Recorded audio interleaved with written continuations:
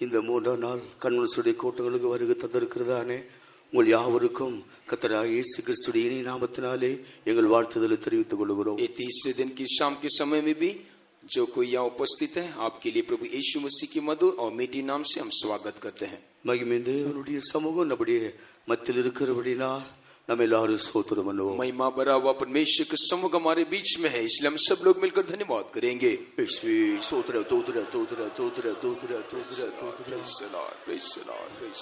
இந்த மாத வேளையிலும் கர்த்தர் நம்மோடு பேசும்படியாக நம்ம எல்லாரும் ஸ்தோத்திரம் பண்ணுவோம். इस शाम के समय में भी प्रभु अपने वचन से प्रभु हमसे बात करने के लिए हम धन्यवाद करेंगे. யோவான் எழுதின சுவிசேஷம் 4ஆம் அதிகாரம் 15ஆம் 16ஆம் வசனத்தையும் அதனோடு 28வது வசனத்தையும் நாம் சேர்த்து படிப்போம். यूहन्ना सुसमाचार उसके 4 अध्याय के 15 और 16 वचन और साथ ही साथ उसके 28 वचन को भी हम पढ़ेंगे. स्त्री ने उससे कहा, हे प्रभु, वो जल मुझे दे ताकि मैं प्यासी ना होऊं और ना जल भरने को इतनी दूर आऊं. यीशु ने उससे कहा, जा अपने पति को यहाँ बुला ला. तब स्त्री अपना घड़ा छोड़कर नगर में चली गई और लोगों से कहने लगी. அந்த ஸ்திரீ அவரை நோக்கி, ஆண்டவரே, எனக்கு தாகம் உண்டாகாமலும் நான் இங்கே மொண்டு கொள்ள வராமல் இருக்கும்படி அந்த தண்ணீரை எனக்கு தர வேண்டும் என்றாள். இயேசு அவளை நோக்கி, நீ போய் உன் புருஷனை இங்கே அழைத்து கொண்டு வா என்றார். அப்பொழுது அந்த ஸ்திரீ தன் குடத்தை வைத்துவிட்டு ஊருக்குள்ளே போய் ஜனங்களை நோக்கி, தேவனுக்கு மகிமை உண்டாகட்டும். प्रभु की महिमा हो. இந்த ஸ்திரீயானவள் அந்த தண்ணீர் எனக்கு தா என்று இயேசுவிடத்திலே கேட்கிறாள். ये स्त्री जो है यीशु मसीह को देखकर वो जल मुझे दे कर वो कहती है. ஆரம்பத்தில் வாக்குவாதத்தில் ஈடுபட்ட இவள் ஆண்டவருடைய வார்த்தையினால் இழுக்கப்பட்டு அவருடைய வார்த்தைக்கு இவள் கீழ்ப்படுகிறாள். आरंभ में जो यीशु मसीह के साथ वाद विवाद कर रही थी, अब यीशु मसीह का वो वचन उसको विवश किया. अब वो उस जल को ये मसीह से वो मांग रही है. ஆண்டவருடைய வார்த்தை விளங்கிக் கொண்ட இவள் அவரை ஆண்டவர் என்றும் தீர்க்கதரிசி என்றும் அவரை கிறிஸ்து என்றும் மேசியா என்றும் இப்படியெல்லாம் அவள் அறிக்கையிடுகிறார். यीशु मसीह के वचन को वो सुनने के बाद, जानने के बाद उसको प्रभु होकर, भविष्यवक्ता होकर, मेसिया होकर, मसीह होकर वो इकरार करती है. கர்த்தராகிய இயேசு இந்த ஜீவ தண்ணீரை குறித்து பேசும் பொழுது அவைகளால் அவள் இழுக்கப்பட்டு, ஆண்டவரே அந்த தண்ணீரை எனக்கு தாரும் என்று இவள் கேட்கிறார். यीशु मसीह वो जीवन के जल के बारे में जब उसको कहा, वो सारे वचन उसको विवश किया और वो यीशु मसीह को देखकर, हे प्रभु, मुझे वो जल दे करके वो कहती है. இந்த இடத்திலே வந்து தண்ணீர் மொண்டு கொள்ளாமல் நான் தாக தீர்க்கபடி அந்த தண்ணீர் எனக்கு தர வேண்டும் என்று அவள் கேட்கிறார். यहाँ वो यीशु मसीह के साथ पूछती है कि मैं जल भरने को इतना दूर न आऊं, इसीलिए मुझे वो जल दे. அடுத்து ஆண்டவர் அவளுக்கு கொடுக்கிற பதில், சரி நீ போய் உன் புருஷனை இங்கே அழைத்து கொண்டு வா என்று சொல்லுகிறார். इसके लिए प्रभु यीशु मसीह उसको दिया हुआ जवाब, ठीक है, तू अब यहाँ से जा और तू अपने पति को बुला ला. ऐसे प्रभु उसको कहकर भेजता है. தேவனுடைய ராஜ்யத்துக்கு ஆயத்தப்படுவதற்கு ஒருவருக்கும் யாரும் தடை இல்லை. प्रभु के राज्य के लिए जो कोई तैयार होना चाहते हैं, उनके लिए कोई रुकावट होकर नहीं रह सकता.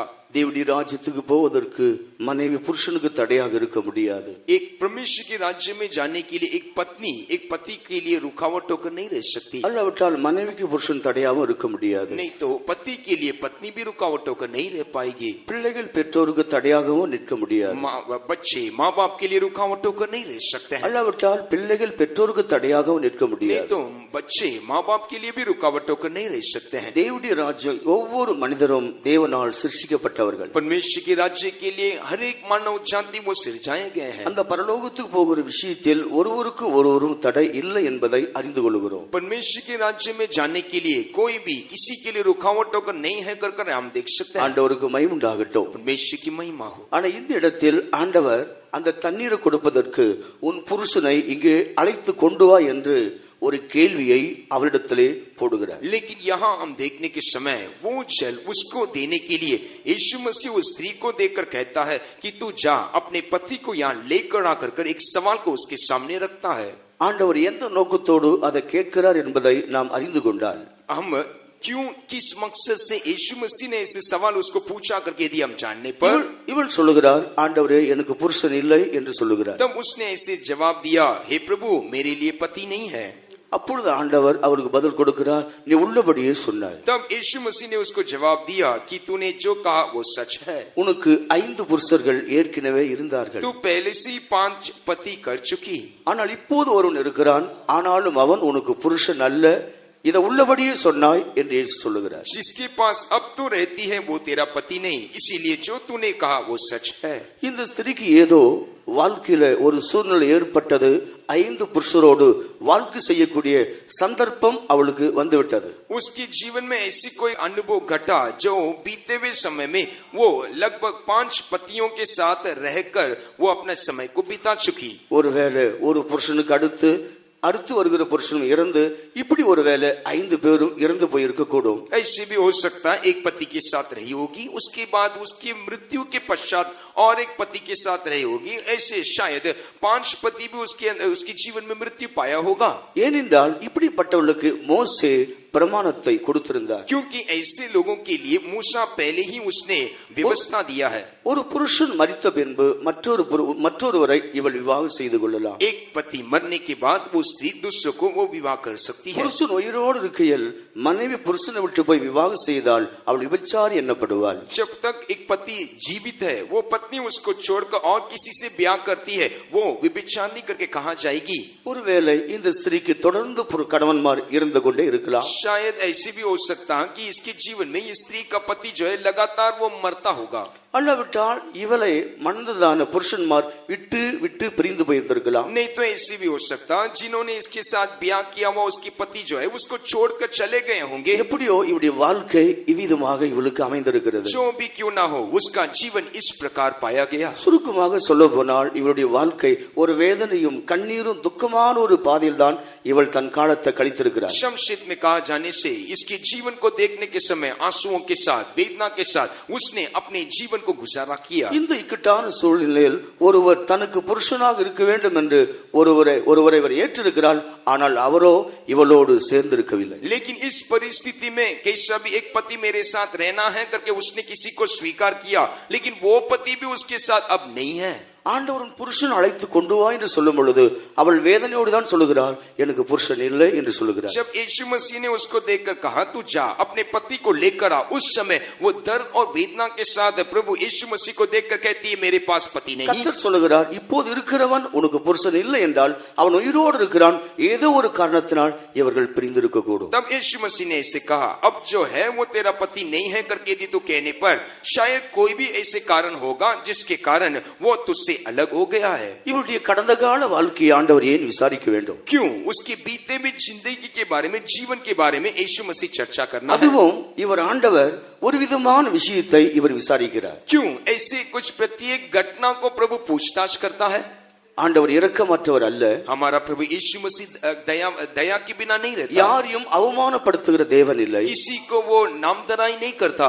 அவர் யாரையும் வேதனைப்படுத்தக்கூடிய ஆண்டவர் இல்லை. किसी को वो दर्द भी नहीं देता है. அவர் கேட்பதற்கு ஒரு நோக்கம் இருந்தது. यदि यीशु मसीह एक सवाल पूछता है तो उसके लिए एक मकसद இவள் ஜீவ रहेगा. தண்ணீரை கேட்கிறாளே, அதை இவளுக்கு கொடுப்பதற்கு இவள் தகுதியாக்கப்பட வேண்டும். जो जीवन का जल को वो मांगती है, वो जल को उसको देने के लिए उसके भीतर जो योग्यता चाहिए वो योग्यता को प्राप्त करना அந்த है. ஜீவ தண்ணீருக்கு இவள் தகுதியாக்கப்பட்டால் அதை கொடுக்கலாம் என்கிற அதன் நோக்கத்தோடு தான் ஆண்டவர் கேட்கிறார். वो जीवन का जल को उसको देना है. यदि वो योग्यता पाने पर उसको वो जल को देने के लिए ही यीशु मसीह ने ऐसे सवाल को पूछा. என்று கேட்டால் இவளுக்குள் இருக்கிற பாவங்களோடு இந்த ஜீவ தண்ணீரை இவள் பருக கூடாது, குடிக்க கூடாது. उसका कारण क्या है? उसके भीतर रहने वाले पाप के साथ उसे वो जल जो है दिया नहीं जा सकता. அவள் வாழ்க்கையில் ஆண்டவர் ஒரு அறிக்கையை எதிர்பார்த்தார். उसके जीवन में प्रभु यीशु मसीह एक इकरार को चाहता था. ஒரு அறிக்கையை எதிர்பார்த்தார். அவள் இருதயத்தில் உள்ளதை உள்ளபடியே ஆண்டவருக்கு சொல்லிவிட்டார். जब यीशु मसीह उसके भीतर एक इकरार को चाहता था, तब उसके जीवन की वास्तविकता को उसने यीशु मसीह के सामने उसने इकरार किया. தன் பாவங்களை மறைக்கிறவன் வாழ்வடைய மாட்டான். जो कोई अपने पापों को ढांपे रखता है उसका काम सफल नहीं होता. அவைகளை அறிக்கை செய்து விட்டு விடுகிறவன் எவனோ அவன் இரக்கம் பெறுவான். लेकिन जो कोई उसको इकरार करके छोड़ देता है उसके ऊपर दया किया जाएगा. இவள் தன் பாவத்தை உள்ளபடியே ஒத்துக்கொண்டு தன்னுடைய ஜீவியத்தை அறிக்கை செய்தபடினால் இப்போது இந்த ஜீவ தண்ணீர் அவருக்குள்ளே கிரியை செய்ய ஆரம்பித்தது. अब उसने अपने पापों को इकरार करके प्रभु के सामने मान लिया. अब उसके भीतर ये जीवन का जल प्रवेश करने लगा. இந்த ஜீவ தண்ணீர் இவருக்குள்ள பிரவேசித்த பொழுது जब ये जीवन का जल उसके भीतर प्रवेश किया, இந்த யாக்கோபின் கிணத்தை இவள் வெறுத்து விட்டாள். उसने इस याकूब के उस कुआं को उसने नफरत कर दिया. இவள் எதற்காக இந்த இடத்துக்கு வந்தாள்? क्यों उसने इस स्थान में पहुंची?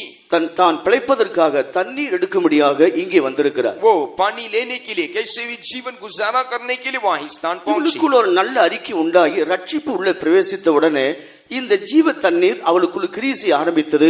இவள் குடத்தை மறந்து விட்டாள். जब उसके भीतर जो इकरार था, वो इकरार करने के बाद जब जीवन का जल उसके भीतर प्रवेश किया, तब जो घड़ा उसने लेकर आया, वो घड़ा को वहां ही वो छोड़कर वो चली गई.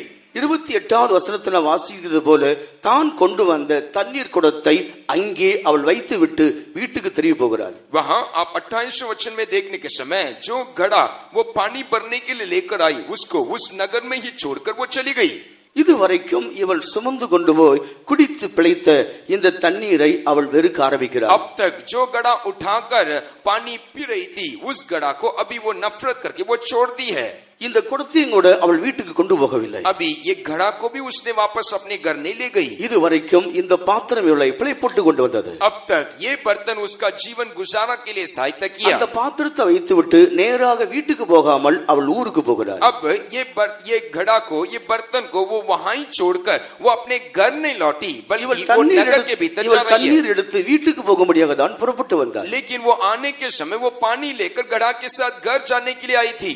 ஆனா இப்பொழுது குடத்தை அங்கே வைத்துவிட்டு வீட்டுக்கு அல்ல அவள் ஊருக்குள்ளே போய் பிரவேசிக்கிறாள். लेकिन अब ये स्त्री को देख सकते हैं कि उसने इस घड़ा को वहां ही छोड़कर घर नहीं गई, बल्कि वो नगर के भीतर प्रवेश कर रही है. இவள் ஊருக்குள்ளே போய் பிரவேசிப்பதற்கு ஒரு காரணம் இருந்தது. ये नगर के भीतर प्रवेश करने का एक कारण है. இதுவரைக்கும் இவள் தனக்காகவே வாழ்ந்து கொண்டிருந்தாள். अब तक ये अपने लिए, स्वार्थ के लिए वो जीवन बिता रही है. தன் குடும்பத்துக்காகவே பிழைத்துக் वो கொண்டிருந்தாள். अपने परिवार के लिए मेहनत कर रही थी. ஆனால் இப்பொழுது இவள் ஊருக்குள் போய் மற்றவர்களும் ஆண்டவர் அறிந்து கொள்ளும்படி சாட்சி சொல்லுகிறார். लेकिन अब वो नगर के भीतर प्रवेश कर दूसरे लोग यीशु मसीह के बारे में जानना है करके वो परिश्रम कर रही है. அந்த பழைய ஏற்பாட்டினுடைய பிரமாணங்கள் ஒழுங்குடைய அந்த தண்ணீர் அவளுக்கு வெறுப்பாய் மாறிவிட்டது. पुराने नियम के अनुसार रहने वाले वो जल अब वो उसको नफरत करने लगी. யாக்கோபுடைய கிணறு என்பது பழைய ஏற்பாட்டு பிரமாணங்கள் ஒழுங்குகள். याकूब का कुआं करके कहने के समय वो पुराने नियम की विधि और व्यवस्था को दिखाता है. கர்த்தராக இயேசு வெளிப்படும் வரைக்கும் பழைய ஏற்பாட்டு பிரமாணங்கள் நியமங்கள் உயிர் கொண்டிருந்தது. जब तक यीशु मसीह जी नहीं उठा तब तक वो पुराने नियम के हर एक विधियां वो जीवित रहा.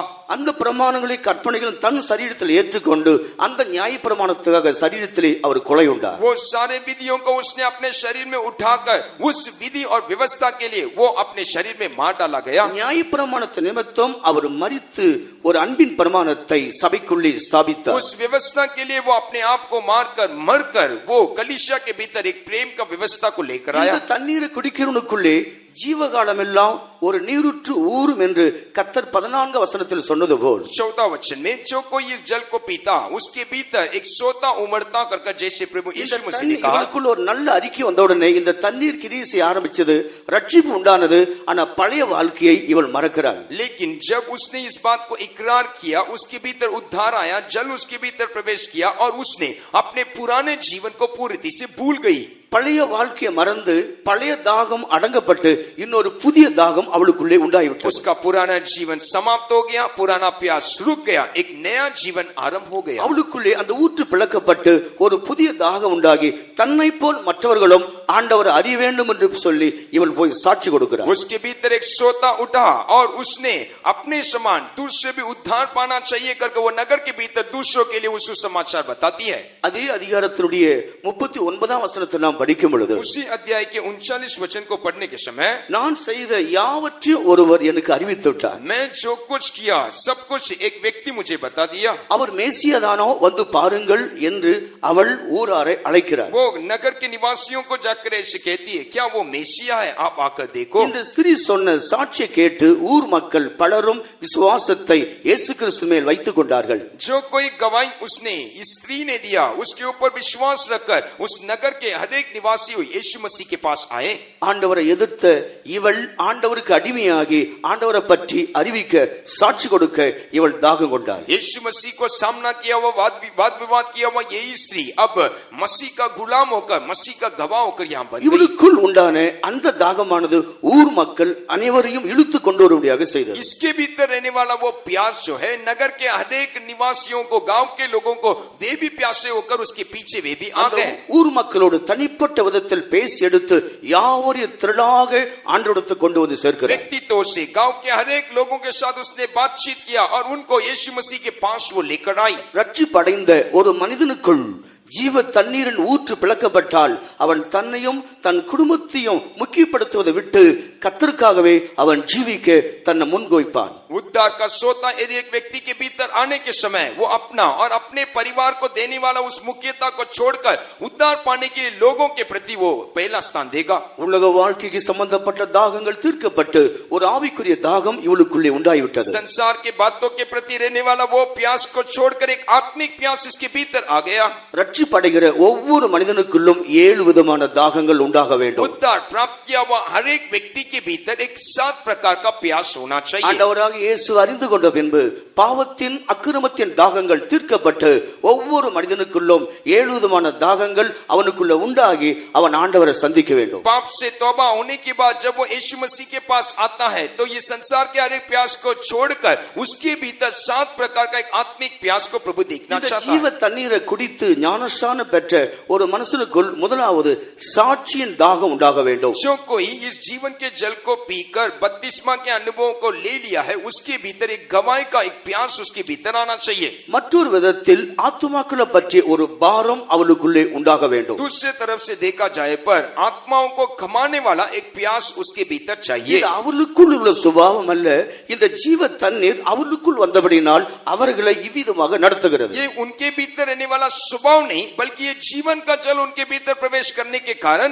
ये अनुभव उनके भीतर आता है। ரட்சிப்படைந்த தேவனுடைய பிள்ளைகள் கொடுக்கிற சாட்சியிலே 3 அம்சங்கள் அமைய வேண்டும். जो उद्धार पाए हैं उनके भीतर दिया जाने वाला गवाही में 3 गुण पाया जाना चाहिए। அந்த 3 அம்சங்களிலும் தேவ நாமமே மையப்படுகிறது. वो 3 गुणों में भी केवल यीशु मसीह का नाम ऊंचा किया जाता है। ரட்சிக்கப்பட்ட ஒரு மனிதன் கொடுக்கிற சாட்சியில் முதல் அம்சம் தன்னை குறித்தும் தன் பாவத்தை குறித்தும் தன் ரட்சிப்பு குறித்தும் அவன் வெளிப்படுத்தி தேவனுடைய நாமத்தை மையப்படுத்த வேண்டும். जो गवाही देता है उद्धार प्राप्त किया व्यक्ति के भीतर रहने वाला पहला गुण वो अपने पाप के बारे में अपने बीता हुआ जीवन में कैसे उसने उद्धार किया उसके बारे में वो बोलेगा। இந்த ஸ்திரியானவள் அந்த சமாரிய நாட்டில் கொடுத்த அந்த சாட்சியானது நான் செய்த எல்லா பாவங்களையும் அவர் வெளியரங்கமாக்கினார் என்று அவள் செய்த குற்றங்களை சாட்சியாக அறிவிக்கிறார். ये समरी स्त्री जो है अपने गांव में जाकर वह कहती है कि मैंने जो कुछ किया उसका मतलब मेरे किया हुआ हर एक पाप को प्रकट किया है करके वो जाकर वहां कहती है। நாம் பெற்ற ரட்சிப்பை பூமி எங்கும் நம்மை காண்கிற யாவருக்கும் சாட்சியாக அறிவித்து அவர்களை கிறிஸ்துவின் பக்கமாக அவருடைய விசுவாசத்தை நாம் திருப்ப வேண்டும். हमने जो उद्धार प्राप्त किया है उसको इस संसार में रहने वाले हर एक लोगों को बोलकर उन्हें मसीह के और हमें मोड़ना होगा। தேவனுடைய பிள்ளைகள் சாட்சி சொல்வதற்கு பயப்படுகிறார்கள். परमेश्वर के लोग प्रभु के आश्रय में गवाही बोलने के लिए डरते हैं। எந்த இடத்திலும் தேவன் நமக்கு தந்த ரட்சிப்பை சாட்சியாக நாம் அறிவிக்க வேண்டும். जहां भी क्यों ना हो जो उद्धार प्रभु ने हमारे लिए दिया उसको गवाह बोलने के लिए हम कदापि चूकना नहीं चाहिए। சாட்சிங்கிறது ஒரு அம்பை போல் மனிதனுக்குள் இவனுக்குள்ள அவனுக்குள்ளே ஒரு சாட்சி உண்டு பண்ணும். ये गवाही जो है वो एक तीर के समान एक व्यक्ति के भीतर जाएगा और उससे भी वो गवाह होकर बनाएगा। நம்முடைய ரட்சிப்பின் சாட்சி புறப்படும் போது மற்றவர்கள் கேட்கும் போது ரட்சிப்பை உண்டு பண்ணும். हमारा उद्धार का गवाही जब हमसे निकलता है तब सुनने वालों को भी वो गवाह होकर बनाएगा। ஆகையால் நாம் பெற்ற ரட்சிப்பையும் நாம் இருந்த பழைய ஜீவியத்தையும் தெளிவாக சாட்சி சொல்ல வேண்டும். इसीलिए हमने प्राप्त किया हुआ इस उद्धार हमारा पुराना जीवन को भी हम स्पष्ट रीति से गवाही के तौर से प्रभु के आश्रय में बोलना चाहिए। சந்திக்கிற காலத்தில் இருந்த ஜீவியத்தை நாம் ஒரு நாளும் மறந்து ஜீவிக்க கூடாது. जब से प्रभु ने हमें मुलाकात किया उस दिन से लेकर हमारा जीवन जो है उसको कदापि हम भूल कर नहीं रहना चाहिए। கொஞ்ச நாட்களுக்கு முன்பாக ஒரு ரட்சிக்கப்பட்ட ஒரு ஐயாவுக்கு நல்ல ரட்சிப்பு உண்டானது. அவர் குடும்பத்தோடு கூட ஆண்டவரை விசுவாசித்து மனமகிழ்ச்சியாக வாழ்ந்து கொண்டு வருகிறார். कुछ समय के पहले एक भाई है जो एक अच्छे उद्धार को प्राप्त किए और परिवार के साथ एक अच्छा विश्वास जीवन वो बिता रहे हैं। ஒரு நாள் இரவு நடு இரவிலே ஒரு அழுகையின் சத்தம் உண்டாகிறது. एक रात के समय अचानक उसने एक विलाप और रोने की आवाज को उन्होंने सुना। இது உண்மையிலே நடந்த ஒரு சம்பவம் தான். ये वास्तविक हुआ घटना है। அழுகையின் தேம்பி தேம்பி அழுகிறதான ஒரு சத்தத்தை கேட்டு வீட்டில் உள்ளவர்கள் விழிக்க ஆரம்பித்தார்கள். बिलक बिलक कर रोने की आवाज को घर वाले सारे लोग सुने और सब लोग तड़के जाग उठे. யாரோ ஒருவர் நம்முடைய வீட்டில் அழுகிறார். कोई तो हमारे घर में आंसू बहा रहा है. அவர் விளக்கேற்றி பார்க்கும் பொழுது கடைசியாக அந்த வீட்டு தலைவர் ஐயா தான் அழுது கொண்டிருக்கிறார். जैसे उन्होंने बत्ती डाला और जैसे उन्होंने ढूंढ कर देख रहे थे तो इस घर का जो मालिक जो था वो रो रहा था. அப்பொழுது மனைவி பிள்ளைகள் கேட்கிறார்கள், ஏன் அழுகிறீர்கள் என்று கேட்கிறார்கள். तब तुरंत पत्नी और बच्चे सारे लोग उनके पास गए और पूछे कि आप क्यों रो रहे हैं. எனக்கு ஒரு குறைவும் எனக்கு கிடையாது. मेरे लिए तो कोई कमी घटी नहीं. ஏன் பின்னே அழுகிறீர்கள்? फिर आप क्यों रो रहे हैं.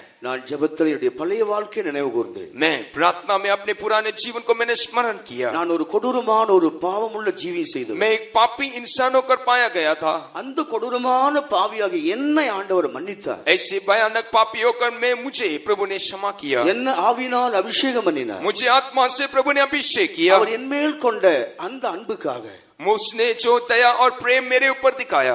ஒவ்வொரு நாளும் என்னுடைய கண்ணீரை அவருடைய பாதத்திலே நனைப்பதுதான் எனக்கு விருப்பம் என்று அவர் பதில் கொடுக்கிறார். उसने ऐसे जवाब दिया, हर दिन आंसुओं को रखकर उसके पैरों को गीला करना यही मेरा आग्रह है. நம்முடைய அக்கிரமங்கள் எல்லாம் அவர் மன்னித்து हमारे सारे अधर्मों को वो क्षमा करके அவர் நன்மையினாலும் கிருபையினாலும் நம்மை முடிசூட்டி हमें भलाई से और हमें अनुग्रह से हमें ढांप அவர் कर நம்ம அழிவுக்கு விலக்கி தப்பித்து वो हमें नाश से बचाकर கழுகு போல் மீண்டும் வாழ வைத்து நமக்கு தந்திருக்கிறார். वो काप के समान और एक बार हमारे जीवन में हमारे जवानी को नया किया. நம்முடைய ரட்சிப்பை பற்றி சிந்திப்பதையும் தியானிப்பதையும் நாம் மறக்க கூடாது. हमारे उद्धार के बारे में सोचना और ध्यान करना हमारे जीवन में हम चूकना नहीं. நம்முடைய தாழ்வில் நினைத்தவரை நாம் மறக்காமல் அவரை துதிக்க வேண்டும். हमारे निचले स्तर में जिसने हमें स्मरण किया उसको भूले बिना हम उसको धन्यवाद करना चाहिए. இப்படிப்பட்டதான் எத்தனையோ பக்திமான்கள் பூமியில இன்னும் வாழ்ந்து கொண்டுதான் வருகிறார்கள். ऐसे कई भक्त लोग आज भी इस पृथ्वी में वो जी रहे हैं. அந்த பாவியான ஸ்திரீ செய்த எல்லா பாவத்தையும் ஆண்டவர் மன்னிக்கிறார். उस पापी स्त्री के हर एक पापों को प्रभु ने क्षमा किया. அவளோ தன் பாவங்களை உணர்ந்து இயேசுவின் பாதத்திலே கண்ணீர் வடிக்கிறார். उसने अपने पाप को हर एक पाप को उसने जानकर यीशु मसीह के पैरों तले आकर उसने आंसू बहाया. அங்கே விருந்துக்கு வந்திருக்கிற பலரும் அவரை பார்த்து கொண்டிருக்கிறார்கள். उस भोजन के घर में आए हुए हर एक लोग उसको देख रहे थे. பலரும் அதை ஒரு இடரலாக எடுத்துக் கொண்டிருக்கிறார்கள். कई लोग उसको ठोकर के तौर से ले लिए. ஆனா ஆண்டவரோ அவள் உள்ளத்தை அறிந்து அமைதியாக நிற்கிறார். लेकिन यीशु मसीह उसके हृदय को जानकर यीशु मसीह खामोश रहा. அவர் கிருபையின் பூரணர். क्योंकि वो अनुग्रह में पूरा है. அவர் அன்பின் பூரணர். वो प्रेम में परिपूर्ण है. தன்னுடைய பாதத்தை தொட்டு கொண்டிருக்கிறது ஒரு பாவியான ஸ்திரீ. उसका पैर को छूने वाला एक पापी स्त्री है. ஆண்டவருக்கு மகிமை உண்டாகட்டும். प्रभु की महिमा हो. அவள் கண்ணீர் எல்லாம் அந்த அவருடைய பாதத்திலே ஊற்றுகிறார். वो अपने आंसुओं को उसके पैरों में बहा दी. ஆண்டவர் சொல்லுகிறார், உன் பாவங்கள் எல்லாம் உனக்கு மன்னிக்கப்பட்டது. तुरंत यीशु मसीह ने कहा, तेरे पापों को मैंने क्षमा किया. நம்முடைய ஜீவிய காலம் எல்லாம் हमारे जीवन भर நம்முடைய ரட்சிப்பின் அந்த அனுபவத்தை நிச்சயமாக மறக்காமல் நம்முடைய கண்ணீர் அவருடைய பாதத்தில் ஊற்றுவதற்கு மறவாமல் நாம் வாழ வேண்டும். हमारे उद्धार प्राप्त किए उस अनुभव को हम भूले बिना हम उसके प्रभु के ऐश्वर्य में हर वक्त आंसुओं को उंडेल कर उसके चरणों में उंडेल कर हम भूले बिना हम जीवन बिताना चाहिए. நம்முடைய ரட்சிப்பை சாட்சியாக முதலாவது அறிவிக்க வேண்டும். இரண்டாவதாக அவர் நமக்கு செய்கிற நன்மைகளை சாட்சியாக அறிவிக்க வேண்டும். प्रथम तौर से हमारे उद्धार को गवाही के तौर से हम बोलना चाहिए. दूसरा, प्रभु ने हमारे जीवन में किया वो भलाई को हम बोलना चाहिए. நம்முடைய ஜீவனுக்கும் நம்முடைய சரீரத்துக்கும் தேவன் செய்கிற நன்மைகளை மறவாமல் நாம் சாட்சி அறிவிக்க வேண்டும். हमारे जीवन के लिए हमारे शरीर के लिए प्रभु जो कुछ भलाई करता है वो सारे भलाई को गवाही के तौर से हमें हर वक्त प्रभु के ऐश्वर्य में बोलना है. 118 சங்கீதத்தினுடைய 17 வசனத்தை வாசிக்கும் பொழுது आप भजन संहिता 118 के 17 वचन को पढ़ने के समय நான் சாவாமல் பிழைத்திருந்து உமது கிரிகளை அல்லவிட்டால் அவருடைய நன்மைகளை நான் விவரிப்பேன். मैं न मरूंगा बल्कि तेरे कामों को मैं विवरण करूंगा. நம்ம தேவன் சாவாமல் ஏன் பிழைக்க வைக்கிறார்? क्यों हमारा प्रभु हमें मरे बिना हमें बचाता பல है. வியாதிகளிலிருந்து நாம் தப்பித்துக் கொள்கிறோம். कई बीमारियों से प्रभु हमें बचाता பல है. விபத்துகளிலிருந்து தேவன் நம்மை தப்பி कई வைக்கிறார். विपत्तियों से प्रभु हमें बचाता है. பல ஆபத்துகளிலிருந்து தேவன் நம்மை தப்பி வைக்கிறார். कई मुश्किलों से दुर्घटनाओं से प्रभु हमें बचाता பல है. பிசாசின் பிடியிலிருந்து தேவன் நம்மை ரட்சித்து காக்கிறார். शैतान के बंधनों से भी प्रभु हमें छुड़ाकर बचाता है. நாம் சாவாமல் இருக்கும்படி தேவன் இறங்குகிறார். हम मरे बिना प्रभु हमारे लिए उतर जाता है. சாக வேண்டிய நாம் சாவாமல் பிழைத்திருக்கிறது எதற்காக? हम जो मरना था आज हम जीवित है उसका कारण क्या है? இந்த தெய்வத்தை நம்முடைய வாழ்நாள் எல்லாம் அவருடைய கிரிகளை விவரிப்பதற்காக. हम इस परमेश्वर को हमारे जीवन भर उसके गुणों को विवरण करने के लिए நம்முடைய சரீரத்துக்கும் நம்முடைய வாழ்க்கைக்கு செய்கிற சகலவற்றையும் பற்றியும் சாட்சி சொல்லும்படி நாம் சந்தோஷமாக இருக்க வேண்டும். हमारे शरीर के लिए, हमारे जीवन के लिए जो कुछ भलाई प्रभु ने किया है, खुशी के साथ, आनंद के साथ उसे हमें भूलना அந்த होगा. சாட்சி சொல்லும் பொழுது நம்முடைய இருதயம் நன்றினால் நிரப்பப்படும். जब हम गवाह बोलेंगे तब हमारा हृदय शुक्रगुजारी से भर जाता है. நாம் பெறுகிற நன்மையை சாட்சியாக சொல்லும் பொழுதுதான் அது உறுதியாக்கப்படும். जब जो कोई भलाई को हम प्राप्त करते हैं, जब हम उसको गवाही के तौर से बोलते हैं, तब वो दृढ़ किया जाएगा. ஆரம்ப காலத்தில் நம்முடைய காத்துறவு கூட்டங்களில் எல்லாம் சில சந்தர்ப்பத்தில் நடத்துகிறதான அன்றை கூட நடத்திப்புகாரர்கள் சாட்சி சொல்ல வைப்பார்கள். आरंभ के समय में जब कभी हम बात जोने की सभा चलाए जाते हैं, तब हमारे संत लोग बात जोने की सभा में गवाही बोलने के लिए रखते हैं. சில வேளையில நாம் பெறுகிற நன்மைகள் நமக்கு சந்தேகமாக இருந்து கொண்டிருக்கும். कई बार जो भलाई को हम प्राप्त करते हैं, उसके प्रति हमारे अंदर कई शक आता है. அதை எழுந்து தைரியமாக சாட்சி சொல்லும் பொழுது அது உறுதியாக்கப்படுகிறது. जब हम हिम्मत के साथ खड़े रहकर उस भलाई को हम बोलेंगे, तब वो स्थिर किया जाएगा. இந்த 12 வயதுமாக பாடுபட்ட இந்த சிறுடைய வியாதி நீங்கினது என்பது எதனால் உறுதி செய்யப்பட்டது? अभी 12 साल तक ये बहन के भीतर रहा हुआ उस बीमारी कैसे वो पूरी तरह से निकल गया कर कैसे देख सकते हैं? அவள் ஜனத்துக்கு முன்பாக வந்து ஆண்டவரை பற்றி சாட்சி சொன்ன பொழுதுதான் அது நிவர்த்தி, அது முடிவுக்கு வந்தது. जब उसने प्रभु के लोगों के सामने प्रभु के किया वो उस काम के बारे में गवाही बोला, तो उसके लिए एक अंत हो गया. தன்னில் சுகமானதை அவள் உணர்ந்தாலோ, उसके भीतर उस चंगाई को उसने अनुभव करने से भी அது உண்மை என்பதை ஆண்டவர் தன்னுடைய நாவினால் உறுதியாக்கினார். वो सच है करके प्रभु अपने होठों से उसको स्थिर किया. உனக்கு தேவன் செய்கிற நன்மையை நீ சாட்சி சொல்லாமல் இருக்க வரைக்கும்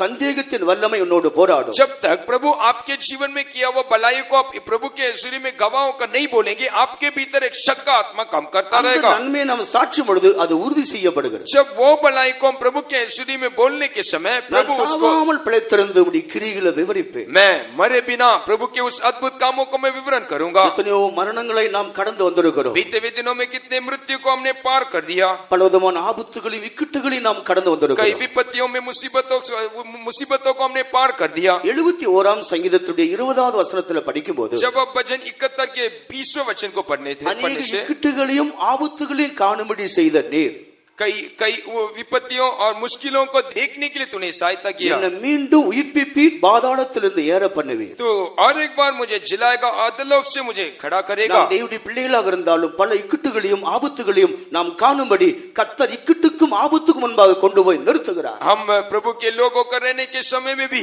प्रभु हमें कई कठिनाइयों के भीतर प्रभु लेकर जाकर खड़ा करता है. நீ ஆபத்திலே கொண்டு போய் நிறுத்தப்படுவது பயந்து நீ அதறியப்பட்டு ஓடுவதற்காக அல்ல.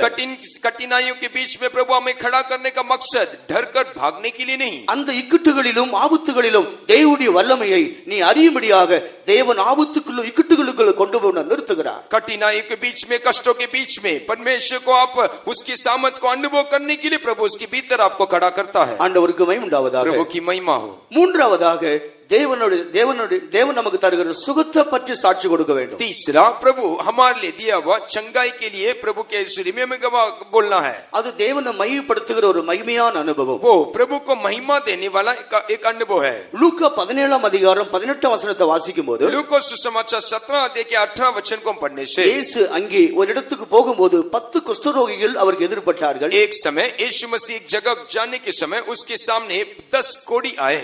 அவர்கள் எல்லோரும் ஒன்று கூடி அவிடத்தில் வந்து தங்களை சுத்தமாக்க வேண்டும் என்று கேட்டுக்கொண்டார்கள். वे सारे लोग एकत्रित होकर यीशु मसीह के पास आकर मांगने लगे, हे प्रभु हमें तो शुद्ध कर.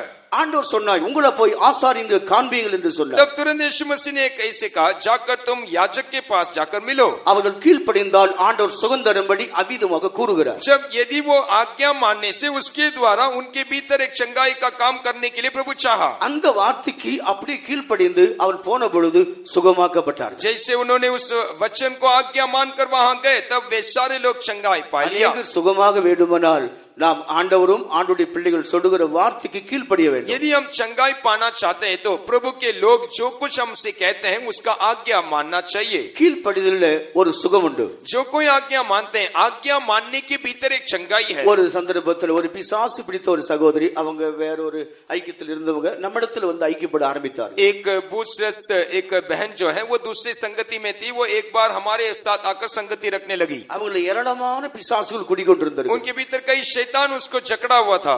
அவள் நம்முடைய கூட்டங்களுக்கு வந்து விசுவாச வீட்டில் தங்க ஆரம்பித்தார். लगातार हमारे सभा में शामिल हुई और विश्वास भवन में आ ठहरी। அவர்கள் அந்த பிசாசின் வல்லமையினால் அலக்களிக்கப்படும் போது யாவரும் பயப்படக்கூடிய விதத்தில் சத்தம் உண்டாகும். जब शैतान उसको सताता था तो उसको देखने वाले हर एक लोग डर जाते थे। புதன்கிழமை காலையில் ஒரு நாள் உபவாச ஜெபத்துக்கு வந்தார்கள். बुधवार की सुबह के उस उपवास प्रार्थना में आई। உபவாச ஜெபம் முடிந்த பின்பு என்னிடத்தில் வந்து நான் இங்கே இருக்கிறேன், சாயங்காலம் வேத பாட கூட்டத்துக்கு இருக்க வேண்டும் என்று கேட்டார். तुरंत उन्होंने कहा उपवास प्रार्थना होने के बाद शाम के बाइबल अध्ययन में मैं शामिल होना चाहती हूँ, इसलिए मैं फेतों में ठहरती हूँ करके उसने कहा।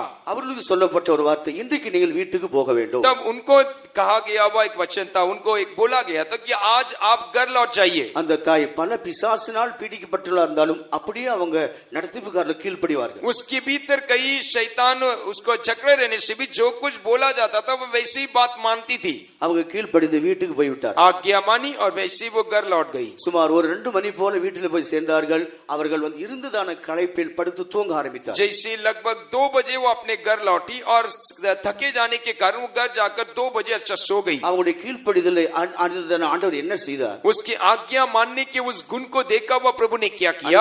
அவர்களுக்குள் இந்த அத்தனை பிசாசுகளை விரட்டி விட்டார். उसके भीतर रहा हुआ सारे शैतान को उस दिन प्रभु ने भगा दिया। தூங்குகிறவளை தட்டி எழுப்பி அதனுடைய பெயருடைய பிசாசுடைய பெயர்களை சொல்லி நான் இனிமேல் இருக்க மாட்டேன், நான் உன்னை விட்டு போகிறேன் என்று சொல்லி ஒவ்வொன்றாக பின்னுமாக சொல்லிவிட்டு போய்விட்டது. जो नींद अच्छा नींद में थी उसको जगाकर उसके भीतर रहा हुआ एक एक शैतान अपना नाम को बोल बोलकर वो हर एक बात अपना वो शैतान अपना नाम को बोलकर उसको छोड़कर वो चला गया। கீழ்ப்படிதலில் ஒரு பெரிய ஆசீர்வாதம் உண்டு. आज्ञा मानने में एक बड़ा आशीष पाया जाता है। ஆபிரகாமுடைய சந்ததி ஆசீர்வதிக்கப்பட்ட முக்கிய காரணம் என்ன? इब्राहिम का संतान आशीष पाने का मुख्य कारण क्या है? ஆண்டவர் அவன் அழைக்கும் பொழுது அப்படியே அவன் கீழ்ப்படிந்து ஆண்டவருடைய வார்த்தைக்கு ஒப்பு கொடுத்தார். जब प्रभु के ओर से वो बुलाया गया था उसने प्रभु के वाणी को वैसे ही मानकर उसने आज्ञा पालन किया। கீழ்ப்படிந்தால் நல்ல சுகம் கிடைக்கும். यदि प्रभु के लोग आज्ञा मानने से आप चंगाई को प्राप्त करोगे। நம்முடைய தேவன் நானே உன் பரிகாரி என்று வாக்கு கொடுத்திருக்கிறார். हमारा परमेश्वर इससे वायदा किया मैं तुझे चंगा करने वाला ईश्वर हूँ। நமக்கு பாவத்திலிருந்து மாத்திரம் விடுதலை இல்ல, வியாதியிலிருந்து சுகம் உண்டு. हमारे लिए केवल पाप से छुटकारा नहीं बल्कि हमें बीमारी से भी एक छुटकारा है। வியாதிக்கு காரணம் பாவம்தான் மூலமாக இருக்கிறது. ये बीमारी का एक मूल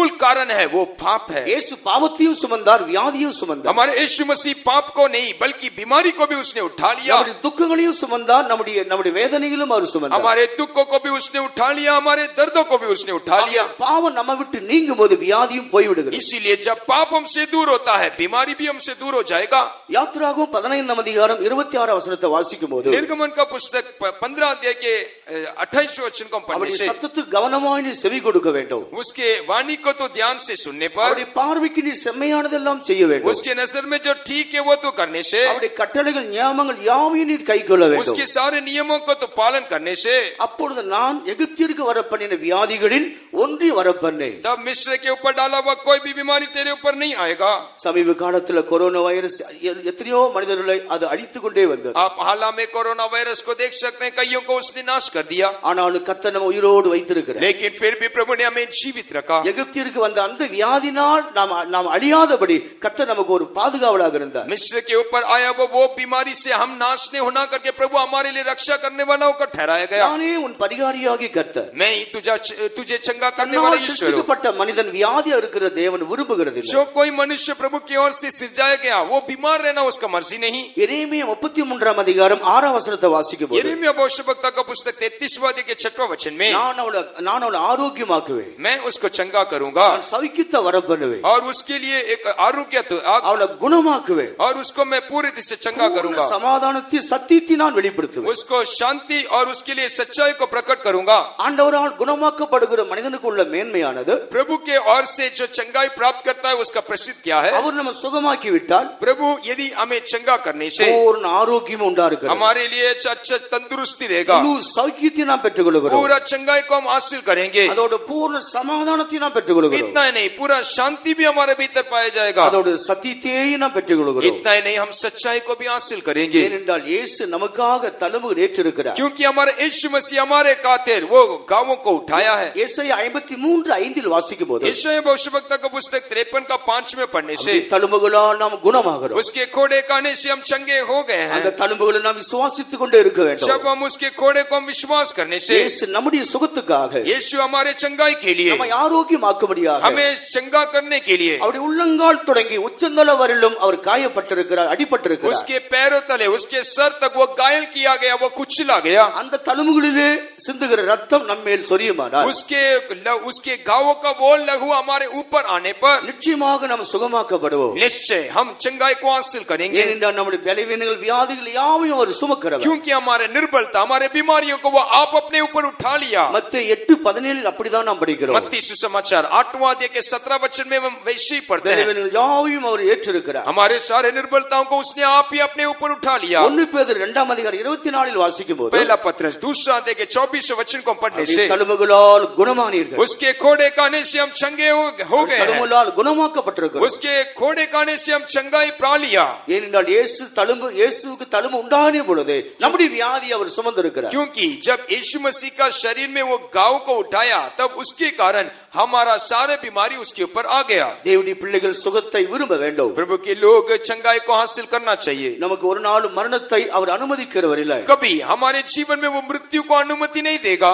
இந்த ஸ்திரீக்குள்ளே ஒரு சாட்சியின் ஆவி வந்து விட்டது. उस स्त्री के भीतर एक गवाह का आत्मा आ गया है. அவள் பெற்ற ரட்சிப்பை சாட்சியாக அறிவிக்க ஆரம்பித்து விட்டார். उसने जो उद्धार को प्राप्त किया उसे वो गवाह के तौर से वो कहने लगी. இரண்டாவதாக ரட்சிப்படைந்த தேவனுடைய பிள்ளைகளுக்குள் உண்டாக வேண்டிய தாகம்.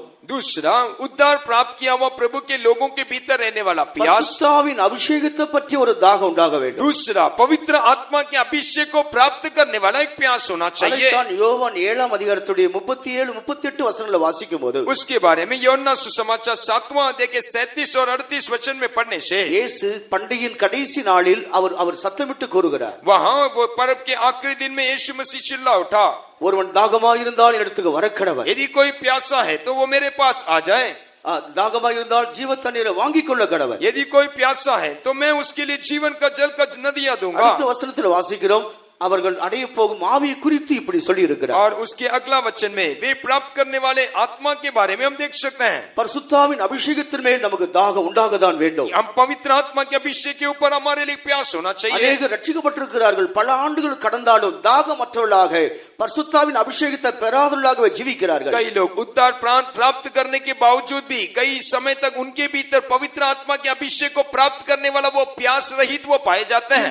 பரிசுத்தாவி நமக்குள்ளே வரும்பொழுது ये पवित्र आत्मा हमारे भीतर आने से தேவாதி தேவன் நமக்குள்ளே வந்து பிரவேசிக்கக்கூடிய ஒரு வாசல் திறக்கப்படுகிறது. ईश्वरों का परमेश्वर हमारे भीतर प्रवेश करने के लिए एक मार्ग खुल जाता है. அந்த அபிஷேகத்தின் மூலமாக தேவன் நமக்குள்ளே வாசம் பண்ண ஆரம்பிக்கிறார். वो पवित्र आत्मा के अभिषेक के द्वारा वो परमेश्वर हमारे भीतर वास करता है. இந்த சரீரம் தேவனுடைய ஆலயமாய் மாற்றப்படுகிறது. ये शरीर परमेश्वर का मंदिर होकर बदल जाता है. இந்த சரீரம் கர்த்தருக்கென்று வேறு பிரிக்கப்படுகிறது. ये शरीर प्रभु के लिए अलग हो जाता है. அபிஷேகம் பண்ணப்பட்ட சரீரம் கர்த்தருக்குரியதாய் மாற்றப்படுகிறது. अभिषेक प्राप्त किया हुआ ये शरीर प्रभु के लिए ठहराया गया है. அவர் மீட்கப்படும் நாளுக்காக இந்த பரிசுத்தாவை முத்திரையாக தருகிறார். वो छुटकारा के लिए छुटकारा के दिन के लिए पवित्र आत्मा को एक मोहर होकर प्रभु ने दिया है. இந்த பரிசுத்தாவின் மூலமாக நாம் பெறுகிற பல ஆசீர்வாதம் இருந்தாலும் पवित्र आत्मा के द्वारा कई आशीषों को हम प्राप्त करने से भी அதுல முக்கியமான ஒரு விஷயத்தை நான் உங்களோடு பகிர்ந்து मैं கொள்கிறேன். उसमें विशेष तौर से एक बात को आपके साथ चर्चा இந்த करना चाहता हूँ. பரிசுத்தாவின் அபிஷேகம் வரும்போதுதான் ஒரு மனிதன் சபையில் அவன் அங்கத்தினராய் அவன் ये ஏற்றுக்கொள்ளப்படுகிறான். पवित्र आत्मा के अभिषेक को एक व्यक्ति प्राप्त करने से ही कलीसिया में वो सदस्य होकर वो ग्रहण किया जाएगा.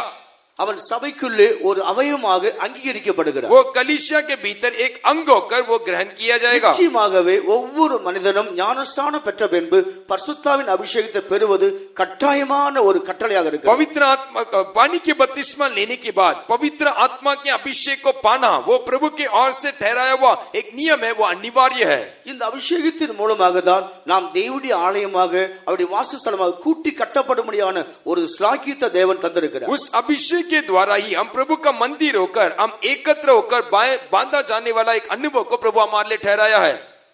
எபேசியர் 2 அதிகாரத்துடைய 18-19 வசனங்களை நாம் படிக்கும்போது इफिसियों की पत्रिका 2 अध्याय के 18 और 19 वचन को पढ़ने से பரிசுத்தாவின் அபிஷேகத்தை பெற்றுக்கொண்ட பின்பு நாம் இனி அந்நியரும் பரதேசிகளுமாக இராமல் पवित्र आत्मा के अभिषेक को प्राप्त होने के बाद हम बाहरी और परदेशी नहीं हैं। பரிசுத்தவான்களோட ஒரே வீட்டாரும் ஒரே நகரத்தாருமாக இருக்கிறோம். हम संतों के साथ उनके निवास स्थान में उनके घर वाले होकर हम बदल जाते हैं।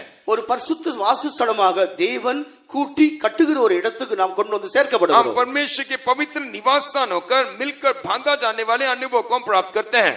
சபைக்கு 3 விதமான கற்கள் உண்டு. आप कलीसिया में एक 3 प्रकार के मूलकल- पत्थर को देख सकते हैं। மூலைக்கல் ஆண்டவராக இயேசு கிறிஸ்து அவர் சீயோனிலே வைக்கப்பட்டிருக்கிறார். कोने का पत्थर प्रभु यीशु मसीह जो सियोन में रखा गया है। அதன் பின்பு அப்போஸ்தலர்கள் 12 அஸ்திவார கற்களாக வைக்கப்பட்டிருக்கிறார்கள். उसके बाद प्रेरित जो 12 नींव के पत्थर होकर लगाए गए हैं। அதன் மேல் ஞானஸ்நானம் பெற்றிருக்கிற தேவனுடைய பிள்ளைகள் அபிஷேகத்தின் மூலமாக ஜீவனுள்ள கற்களாக கூட்டி கட்டப்படுகிறார்கள். उसके ऊपर बपतिस्मा लिए हुए जो परमेश्वर के लोग हैं, जो अभिषेक के द्वारा एक जीवित पत्थर होकर उसके ऊपर वो बांधे जाते हैं।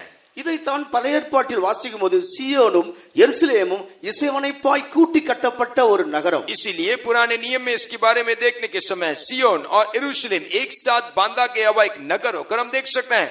மேய்ப்பன் இல்லாவிட்டால் ஆடுகளுக்கு சேதம் உண்டாகும். यदि चरवा नहीं है तो भेड़ जो है वो हानि को सामना करेगा।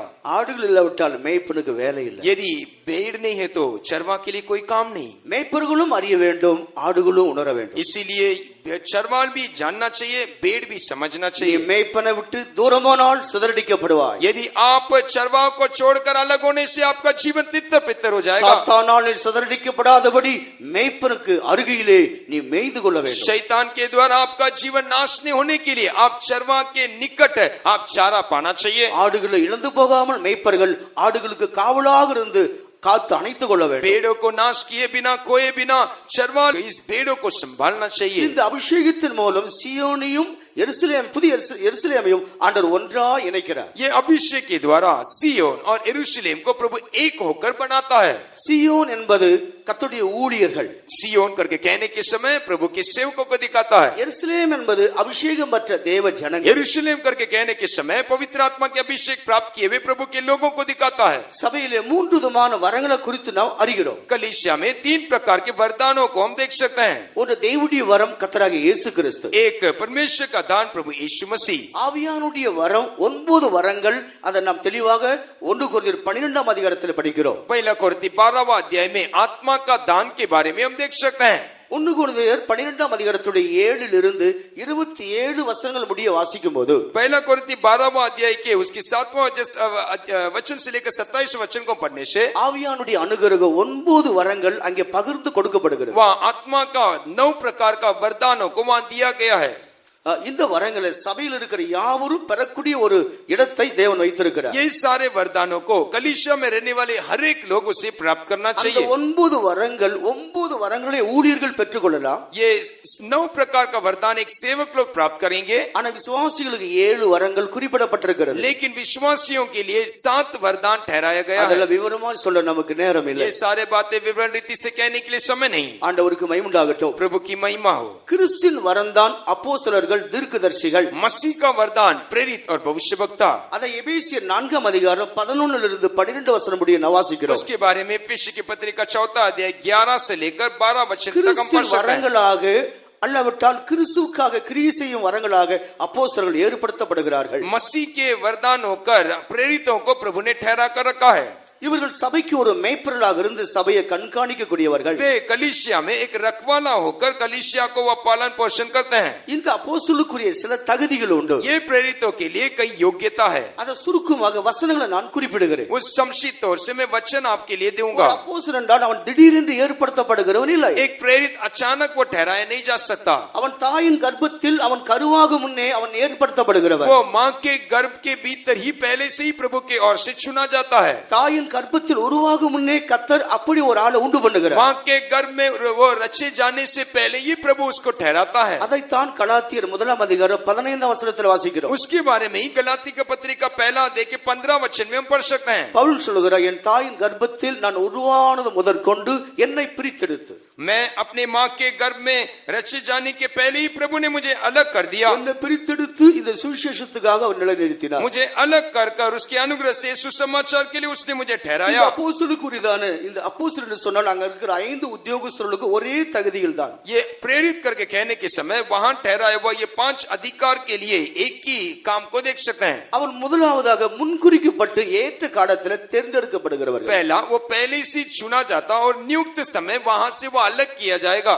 அதைத்தான் மார்க் 3 அதிகாரம் 14 வசனத்தில் ஆண்டவர் சீசர்களை 12 பேரை தெரிந்தெடுக்கிறார். इसीलिए मरकुस सुसमाचार 3 अध्याय के 16 वचन में यीशु मसीह 12 चेलों को उसने चुन लिया। அவரை தெரிந்தெடுத்தது அவர் என்றென்றைக்கும் தன்னோடு இருக்கவும். उनको चुनने का एक ही मकसद ताकि वो हर समय यीशु मसीह के साथ रहे அவர்கள் பிரசங்கிக்கவும், और वो प्रचार करे, வியாதியுள்ள சுகமாக்கவும், बीमार लोगों को चंगा करे, பிசாசுகளை துரத்தவும், शैतानों को भगाए, குஷ்டரோகிகளை சுத்தம் பண்ணவும். कोड़ों को शुद्ध करे।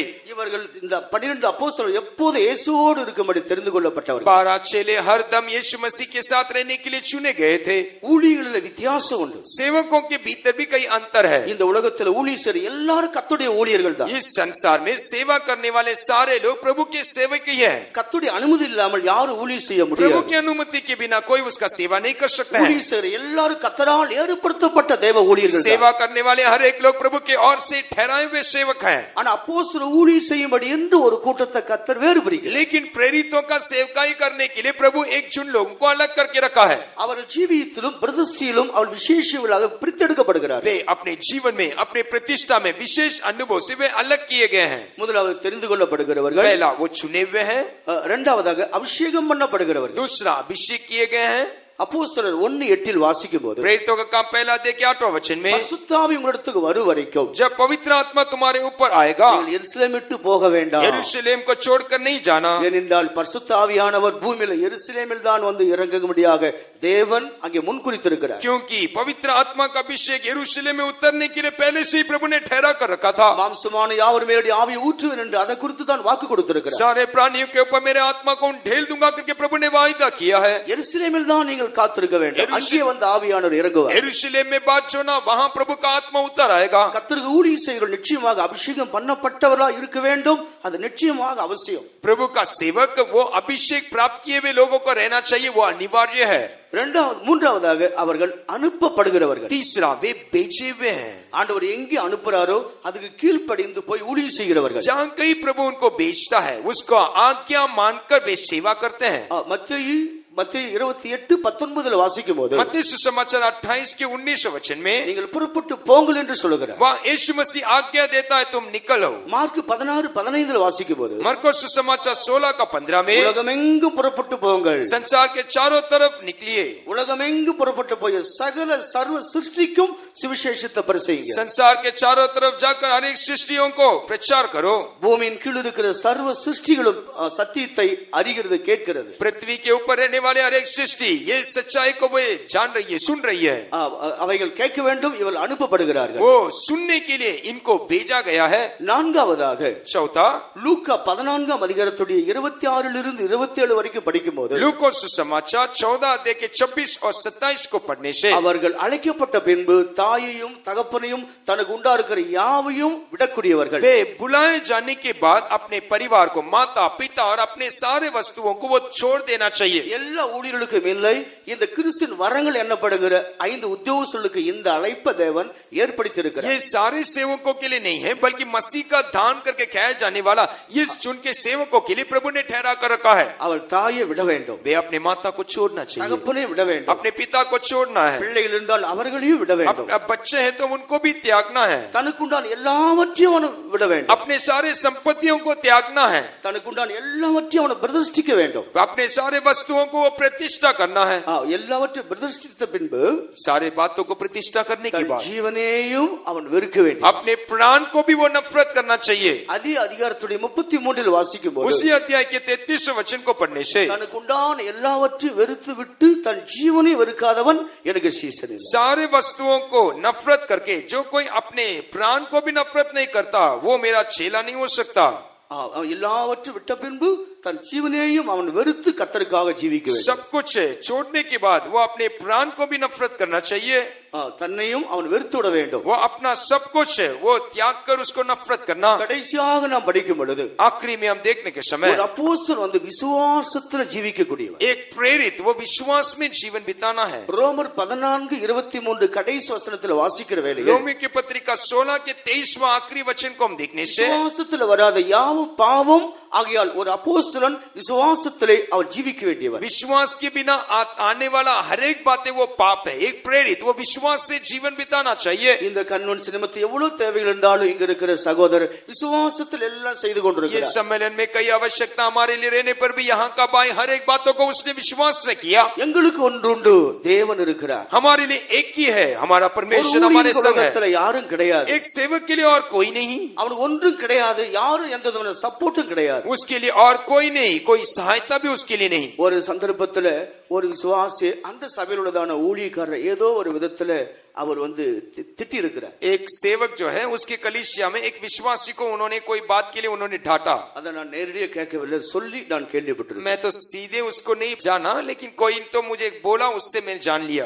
இந்த செய்தியை அந்த சபைக்குள் உள்ள ஒரு மூத்த விசுவாசி, நல்ல ஒரு ஆவிக்குரிய தேவனுடைய மனிதன் என்ன செய்திருக்கிறார், அந்த ஊழியக்காரரை எதிர்த்து பேசுற அந்த வீட்டுக்கு போயிருக்கிறார். उस कलीसिया के एक वरिष्ठ विश्वासी जो है, जो भाई इस सेवक को सामना किया था, उसके घर जाकर पहुंचे. அந்த விசுவாசி ஒரு அன்பாக வைக்கார வைத்துக் கொண்டு, உங்களுக்கு யாராயிலும் எதிர்ப்பா எழுப்பினால் ஒரு மனைவி உண்டு, உங்களுடைய பிள்ளைகள் உண்டு, ஒரு சொந்தக்காரர் உண்டு. वरिष्ठ विश्वासी उस भाई के घर में जाकर, यदि आपका कोई भी सामना करने से आपका पत्नी हो सकता है, आपका बच्चा हो सकता है, அவங்க பேசுவார்கள். आपके लिए शायद वे बात कर सकते हैं. நீ நல்லா புரிந்து கொள், ஊழியர்களுக்கு யாரும் இல்லை, கர்த்தர் பேசுவார் என்று சொன்னார். तुरंत वो वरिष्ठ विश्वासी उनको देखकर कहा, याद रख लेना, सेवक के लिए ऐसे कोई भी नहीं है. மனுஷர்கள் எல்லாம் அவங்க அழைத்த கர்த்தர் அவங்களுக்காக பரிந்து பேசுவார். मनुष्य नहीं, बल्कि उनको बुलाए हुआ परमेश्वर उनके पक्ष में वो बातें करेगा. ஊழியர் மேல் கை போடாதே என்று எச்சரித்திருக்கிறார். सेवक के ऊपर हाथ नहीं डालना करके उसको चेतावनी இந்த दिया. ஊழியனுக்கு யார் உலகத்துல உண்டு? एक सेवक के लिए एक संसार में இந்த कौन है? உலகத்தில் ஒரு மனுஷரும் அவளுக்கு ஆதரவு இல்லை. कोई भी संसार में एक सेवक के लिए नहीं. அவர்கள் அழைத்த ஆண்டவரே அவளுக்கு உதவி. उनको बुलाए हुआ परमेश्वर ही उनका सहायक है. அவர்கள் அழைத்த ஆண்டவரே அவளுக்கு மேன்மையாக இருக்கிறார். उनका बुलाए हुआ परमेश्वर ही उनके लिए सब में सब कुछ அவரே है. அவருடைய சுதந்திரமாக இருக்கிறார். वही उनका मिरास होकर है. ஆகையால் இப்படி பரிசுத்தாவின் அபிஷேகத்தின் மூலமாக தாகம் உண்டாகிறவர்களுக்கு தேவன் அபிஷேகத்தை கொடுத்து ஒரு சபைக்குள்ளே ஒரு கல்லாய் கொண்டு வந்து சேர்க்கிறார். इसीलिए जो पवित्र आत्मा के अभिषेक को प्राप्त किए, उनके भीतर एक प्यास आकर, कलीसिया के भीतर प्रभु उनको एक पत्थर होकर उनको लेकर आता है. கேட்டு சொன்னாரு கீர்த்திகள தன் சியோனோ எருசலேமோனோ, கேட்டு சொன்னாரு கீர்த்திகள தன் சியோனோ எருசலேமோனோ, சேவிச்சு சொன்னானோ தானினை சூழ்ச்சி செமலனு மறைச்சி சந்தோஷமுதோ, சேவிச்சு சொன்னானோ தானினை சூழ்ச்சி செமலனு மறைச்சி சந்தோஷமுதோ, ஆனந்தோ ஆனந்தமானந்தமே தேவனியந்தோ நாம் ஜீவிதமானந்தமே, தேவனியந்தோ நாம் ஜீவிதமானந்தமே, ஆனந்தோ ஹல்லேலூயா. அடுத்து மூன்றாவது ஒரு தாகம் உண்டு. तीसरा एक प्यास है. அதைத்தான் மத்தேயு 5:6 வாசிக்கிறோம். उसके बारे में मत्ती सुसमाचार 5वां अध्याय के 6वां वचन में पढ़ सकते हैं. தேவனை ஏற்றுக்கொண்ட தேவனுடைய பிள்ளைகள் நீதியின் மேல் பசிதாக உள்ளவர்களாக ஜீவிக்க வேண்டும். जो कोई प्रभु को स्वीकार किए, उनके भीतर धार्मिकता के प्रति एक भूख होना चाहिए. நீதியின் மேல் பசிதாக உள்ளவர்கள் திருப்தி அடைவார்கள். பாக்கியவான்கள், அவர்கள் திருப்தி அடைவார்கள். धन्य है जो धर्म के लिए भूखे और प्यासे हैं, उनको तृप्त किया जाएगा. இந்த நீதியாக இயேசுவை நாம் தரித்திருக்கிறபடினால், ये धर्मी यीशु मसीह को हमने पहन लिया, इसलिए நம்முடைய இயேசு ஒரு நீதி உள்ளவர். हमारा यीशु मसीह वो धर्मी है. அவரே நீதியும் பரிசுத்தமும் மீட்புமானவர். वो धर्म, पवित्रता और छुटकारा है. அவர் நீதியாக நியாயம் செய்கிறவர். वो धार्मिकता से वो न्याय करेगा, அவரிடத்தில் அநீதி சேருவதில்லை. उसके भीतर कोई अन्याय नहीं. அவர் முற்றிலும் நீதி உள்ளவர், யாவருக்காகவும் தன் ரத்தத்தை சிந்தியிருக்கிறார். वो धार्मिकता से भरा हुआ और सबके लिए उसने अपने लहू को बहा दिया. இவருக்கு மனவாட்டியாக கூடியவர்கள் நீதியின் மேல் பசிதாகம் கொள்ள வேண்டும். जो कोई मसीह का दुल्हन होकर बनने वाले हैं, उनके लिए धर्म के प्रति एक भूख और प्यास होना चाहिए. ஒரு விதத்தில் இந்த நீதியின் மேல் உள்ள பசிதாகத்தை நாம் சிந்திக்கும் போது, एक तरह से धर्म के प्रति रहने वाले भूख और प्यास के बारे में हम ध्यान करने இந்த से இயேசுதான் இந்த நீதியாகிய பொருள். हमारा यीशु मसीह ही धर्म होकर पाया जाएगा. இயேசுவின் மேல் நமக்கு ஒரு தாகம் உண்டாகணும், அவரை போல மாற வேண்டும், ஜீவிக்க வேண்டும், நீதி செய்ய வேண்டும்ங்கிற ஒரு தாகம். यीशु मसीह के ऊपर एक प्यास होना, उसके समान जीवन बिताना, उसके समान में बदलना करके हमारे भीतर एक प्यास होना चाहिए. அவர் எப்படி நீதியின் கிரிகளை நடப்பித்தாரோ அது போல நானும் ஜீவிக்க வேண்டும்ங்கிறதான அந்த நீதியாக இயேசுவின் மேல் ஒரு தாகம். ऐसे उसने धर्म के कामों को किया, वैसे मैं भी जीवन बिताना करके उस धर्मदाय परमेश्वर के ऊपर, यीशु मसीह के ऊपर हमारे अंदर एक प्यास होना है. இந்த உலகத்தில் என்ன நடந்தாலும் நீதிக்காக தேவனுடைய பிள்ளைகள் நிற்க வேண்டும். आज इस संसार में जो कुछ क्यों ना हो, हमारे जीवन में हम धर्म के लिए प्रभु के साथ खड़ा रहना है. அநீதி தேவ சமூகத்திலிருந்து அகன்று போகும். अन्याय को प्रभु के सम्मुख से हमें हटाना होगा. அநீதி ஒரு நாள் அழிவுக்கு எதுவாகி மாறும். अन्याय एक दिन विनाश के लिए ठहराया जाएगा. அநீதி எல்லாம் பாவமாக இருக்கிறது. अन्याय सब कुछ पाप होकर पाया जाता है. யாக்கோபு சொல்லுகிறார், அநீதி எல்லாம் பாவம். याकूब ऐसा कहता है, सारे अन्याय वो पाप है. தேவனுடைய பிள்ளைகள் எந்த சூழ்நிலையிலும் அவர் நீதிக்காக நின்று நீதியா ஜீவிக்க வேண்டுங்கிற ஒரு தாகத்தை தங்களுக்குள் உண்டாக்கி கொள்ள வேண்டும். परमेश्वर के बच्चे हर दिन वो धार्मिकता के लिए खड़ा रहना और धर्म के जीवन को अपने भीतर वो रक्षा करना चाहिए. வெளிப்படுத்தல் 22:11 படிக்கும்போது, प्रकाशित वाक्य 22वां अध्याय के 11 वचन को हम पढ़ने से, நீதி செய்கிறவன் இன்னும் நீதி செய்யட்டும், धर्म और भी धर्म का काम करे.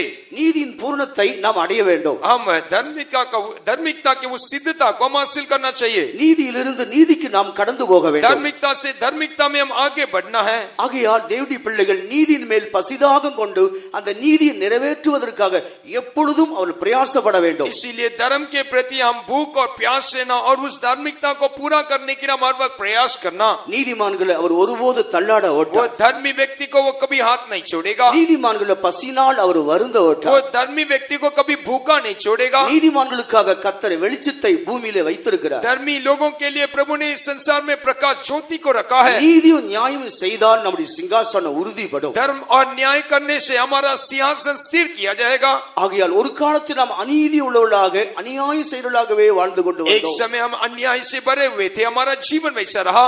ஆனால் நீதியின் மேல் ஒரு பசிதாக நமக்கு தேவை, தேவன் அதை நமக்கு தருகிறார். इसीलिए हमारे भीतर धर्म के प्रति एक प्यास चाहिए, प्रभु वो हमारे लिए देता है.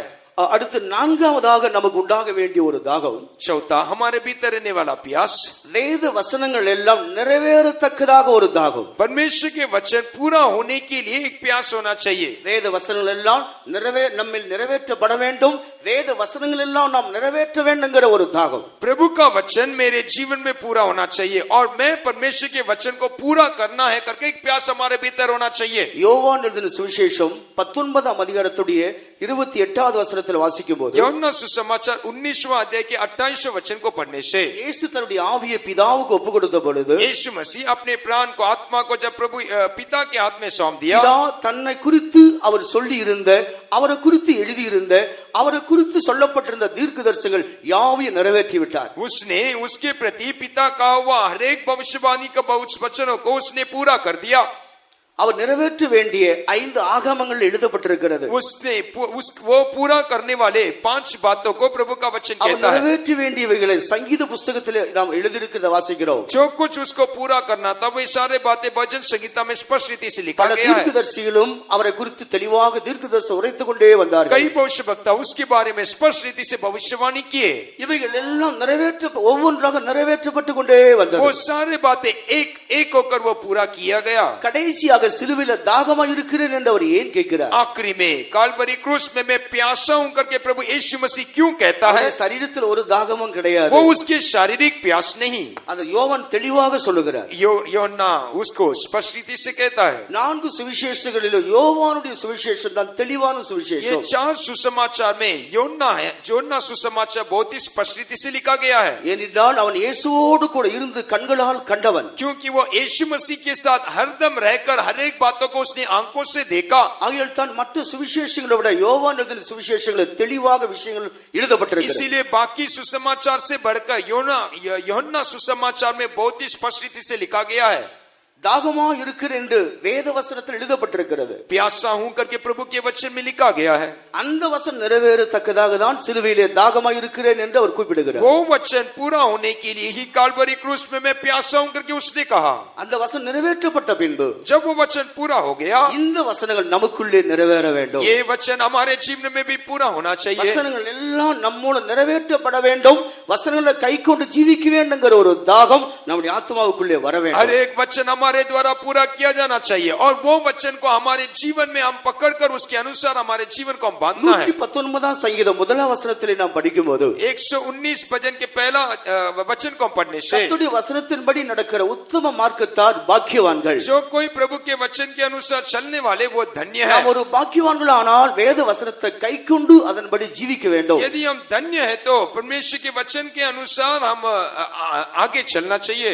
வசனத்தை கேட்டு அதன்படி செய்கிறவனே பரலோகத்தில் ஒரு உயர்ந்த நிலையில வைக்கப்படுவார். जो कोई वचन को सुनता है और उसके अनुसार चलता है वो स्वर्ग में ऊंचे स्थान में रखा जाएगा। வேதத்தை கைக்கொண்டு போதிக்கிற மனுஷன் பாக்கியவான். जो कोई प्रभु के वचन के अनुसार चलकर उसको सिखाता है वो நாம் धन्य है। கைக்கொண்டு போதிக்கிறதை நாம் கைக்கொண்டு போதிப்பதை ஜனங்கள் கேட்கும்போது அதிலே ஒரு ஜீவன் உண்டு. यदि हम वचन के अनुसार चलकर उसको सिखाते हैं उसको सुनने वालों के भीतर एक जीवन काम करेगा। யாக்கோபு சொல்லுகிறார், நீங்கள் வசனத்தை கேட்கிறவர்களாக மாத்திரமில்லை அதன்படி செய்கிறவர்களாக இருங்கள். याकूब अपनी पत्रिका में लिखता है कि तुम वचन को सुनने वाले बल्कि नहीं उसके अनुसार चलने वाले रहो। நாம் கேட்கிற வசனம் எல்லாம் ஆவியாய் ஜீவனமாய் நமக்காக தரப்படுகிறவைகள். हमारा वचन जो कुछ हम सुनते हैं वो आत्मा और जीवन होकर हमारे लिए दिया जाता है। தேவனுடைய பிள்ளைகள் எதனால் பிழைக்கக்கூடியவர்களாக இருக்கிறோம்? प्रभु के लोग कैसे हम बचाए जाएंगे? அவருடைய வாயிலிருந்து புறப்படுகிற ஒவ்வொரு வார்த்தைகளிலும் उसके मुंह से निकलने वाले हर एक वचन के द्वारा அந்த வார்த்தைகள் நம்ம உயிர்ப்பிக்கிறது. वो वचन हमें जिलाता है, அந்த வார்த்தை நம்ம वो சுத்திகரிக்கிறது. वचन हमें शुद्ध करता है, அந்த வார்த்தை நம்ம वो பலப்படுத்துகிறது. वचन हमें बलवंत करता है, அந்த வார்த்தை இருளுள்ள நேரத்தில் நமக்கு வெளிச்சமா இருக்கிறது. वो वचन अंधकार के समय हमारे लिए ज्योति होकर रहता அந்த है, வசனமே நம்முடைய கால்களுக்கு தீபமாக இருக்கிறது. वो वचन हमारे पैर के लिए वो दीपक होकर रहता है। நம்முடைய பிள்ளைகளே வேத வசனத்தை நாம் கேட்கிறோம். इसीलिए प्रभु के लोगों हम परमेश्वर के वचन को हम सुनते हैं। வேத वचनங்கள் நமக்கு போதிக்கப்படுகிறது. प्रभु का वचन हमारे लिए सिखाया जाता அது है। எதற்காக போதிக்கப்படுகிறது? वो क्यों सिखाया जाता है? பூமியில காற்று வீசுவது போலவா? जैसे इस पृथ्वी में पवन बहता है, அது எங்க போகணுமோ போய்க்கொண்டே वो இருக்கும். कहां जाएगा वैसे वो निकल जाएगा, அது ஒரு இடத்தில் நிற்பதில்லை. वो एक जगह में नहीं ठहरता, பூமி எங்கு சுற்றி வருகிறது. वो पूरा पृथ्वी घूमता रहेगा। நாம் ஒரு காற்றை போல உள்ள மனிதர்கள் கிடையாது. हम पवन के समान हवा के समान रहने वाले प्रभु के लोग नहीं। கேட்கிற வசனங்களை முற்றிலும் கைக்கொண்டு ஜீவிக்கும்படி தேவன் விரும்புகிறார். हम जो कुछ वचन को सुनते हैं उस वचन को वैसे ही हमारे जीवन में हम अमल में लाना चाहिए। வேதத்தை கேளாதபடி தன் செவியை விளக்குகிறவன் அவருடைய ஜெபம் அருவருப்பானது. जो कोई परमेश्वर के वचन को सुनने के लिए अपने कान को बंद करता है उसका प्रार्थना घृणित है। வேத வசனத்தை கேட்கிற விஷயத்துல நம்ம உண்மையுள்ளவர்களாக இருக்க வேண்டும். परमेश्वर के वचन को सुनने के लिए हम वफादार होकर रहना चाहिए। பவுல் நல்லா போதித்துக் கொண்டிருந்தார். संत पौलुस अच्छी रीति से प्रचार कर रहे थे। அநேகர் இரவெல்லாம் உட்கார்ந்து कई கேட்டுக்கொண்டிருந்தார். लोग रात पूरा बैठ के उसके वचन को सुन रहे थे, ஆனா ஒரு வாலிபன் அங்கே தூங்கினான். लेकिन एक जवान वहां बैठ के सो गया। அவருடைய தூக்கம் அவனை கீழே விழ வைத்தது. उसका नींद उसको नीचे गिरा दिया, அவன் கீழே விழுந்தான், அவன் இறந்து போனான். वो नीचे गिरा और मर गया।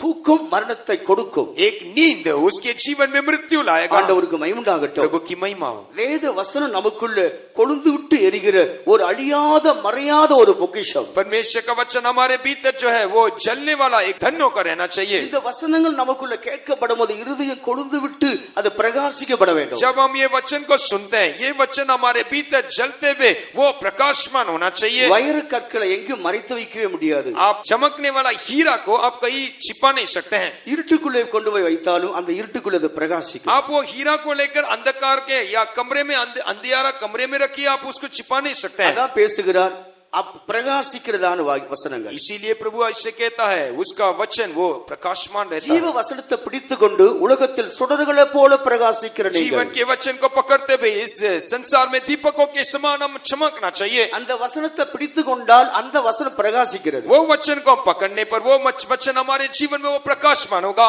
இங்க பாருங்க, லைட் எரிகிறது, அதுக்கு அதை எரி வைக்கிற கரண்டை நம்முடைய கண்களால் காண முடியாது. देखिए आप हमारे सामने लाइट है लेकिन लाइट को जलाने वाला वो बिजली को हम देख देख नहीं सकते हैं। அந்த பவர் மறைந்திருக்கிறது. लिए बिजली जो है वो हमारे आंख से हम देख नहीं सकते, वो छिपा हुआ है। பவர் உண்டுங்கிறது எப்படி நம்மால் விளங்கிக் கொள்கிறோம்? अभी उसमें बिजली है करके हम कैसे समझ सकते हैं? அது எரிகிறது. क्योंकि वो जल रहा है। எரிகிறபடியால் உள்ளே பவர் உண்டு என்பதை நாம் நிதானித்துக் वो கொள்கிறோம். अच्छा जल रहा है, इसलिए हम समझ सकते हैं कि उसके अंदर बिजली है। நம்மிலே வசனம் இருந்தால், यदि हमारे भीतर वचन रहने நம்முடைய पर, தேவனுடைய வல்லமை இருந்தால், यदि हमारे भीतर परमेश्वर के सामर्थ रहने पर, உலகத்தில் பிரகாசிக்கப்படுவோம். हम ये संसार में प्रकाशमान होंगे। மலையின் மேல் இருக்கிற பட்டணங்கள் மறைந்திருக்க மாட்டாது. जो पहाड़ के ऊपर रहने वाला शहर वो छिपा नहीं जाएगा।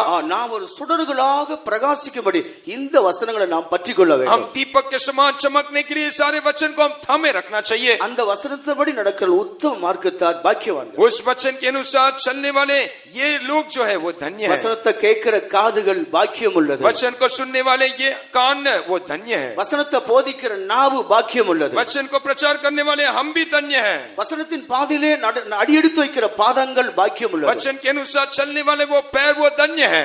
தேவனுடைய பிள்ளைகளாகி நாம் வசனத்தை நிறைவேற்றிக் கொள்ள வேண்டுங்கிற தாகத்தை நமக்குள்ளே நாம் உண்டாக்கி கொள்ள வேண்டும். परमेश्वर के बच्चे हम जो है वचन को निभाना है, ऐसे एक प्यास हमारे भीतर उत्पन्न होना चाहिए। ஒவ்வொரு நாளும் நாம் கர்த்தருடைய வசனத்தை தியானித்து அதன்படி ஜீவிக்கும்படி தெளிவுள்ளவர்களா ஜீவிக்க வேண்டும். हर एक दिन हम परमेश्वर के वचन को ध्यान करके उसके अनुसार जीवन बिताने वाला एक अनुभव हमारे भीतर चाहिए। அடுத்து ஐந்தாவதாக நாம் வாசிக்கும் பொழுது, अगला पांचवा हम देखने से தேவனுடைய வல்லமையையும் மகிமையும் காண வேண்டிய ஒரு தாகம். परमेश्वर के सामर्थ और महिमा को देखने वाला एक प्यास।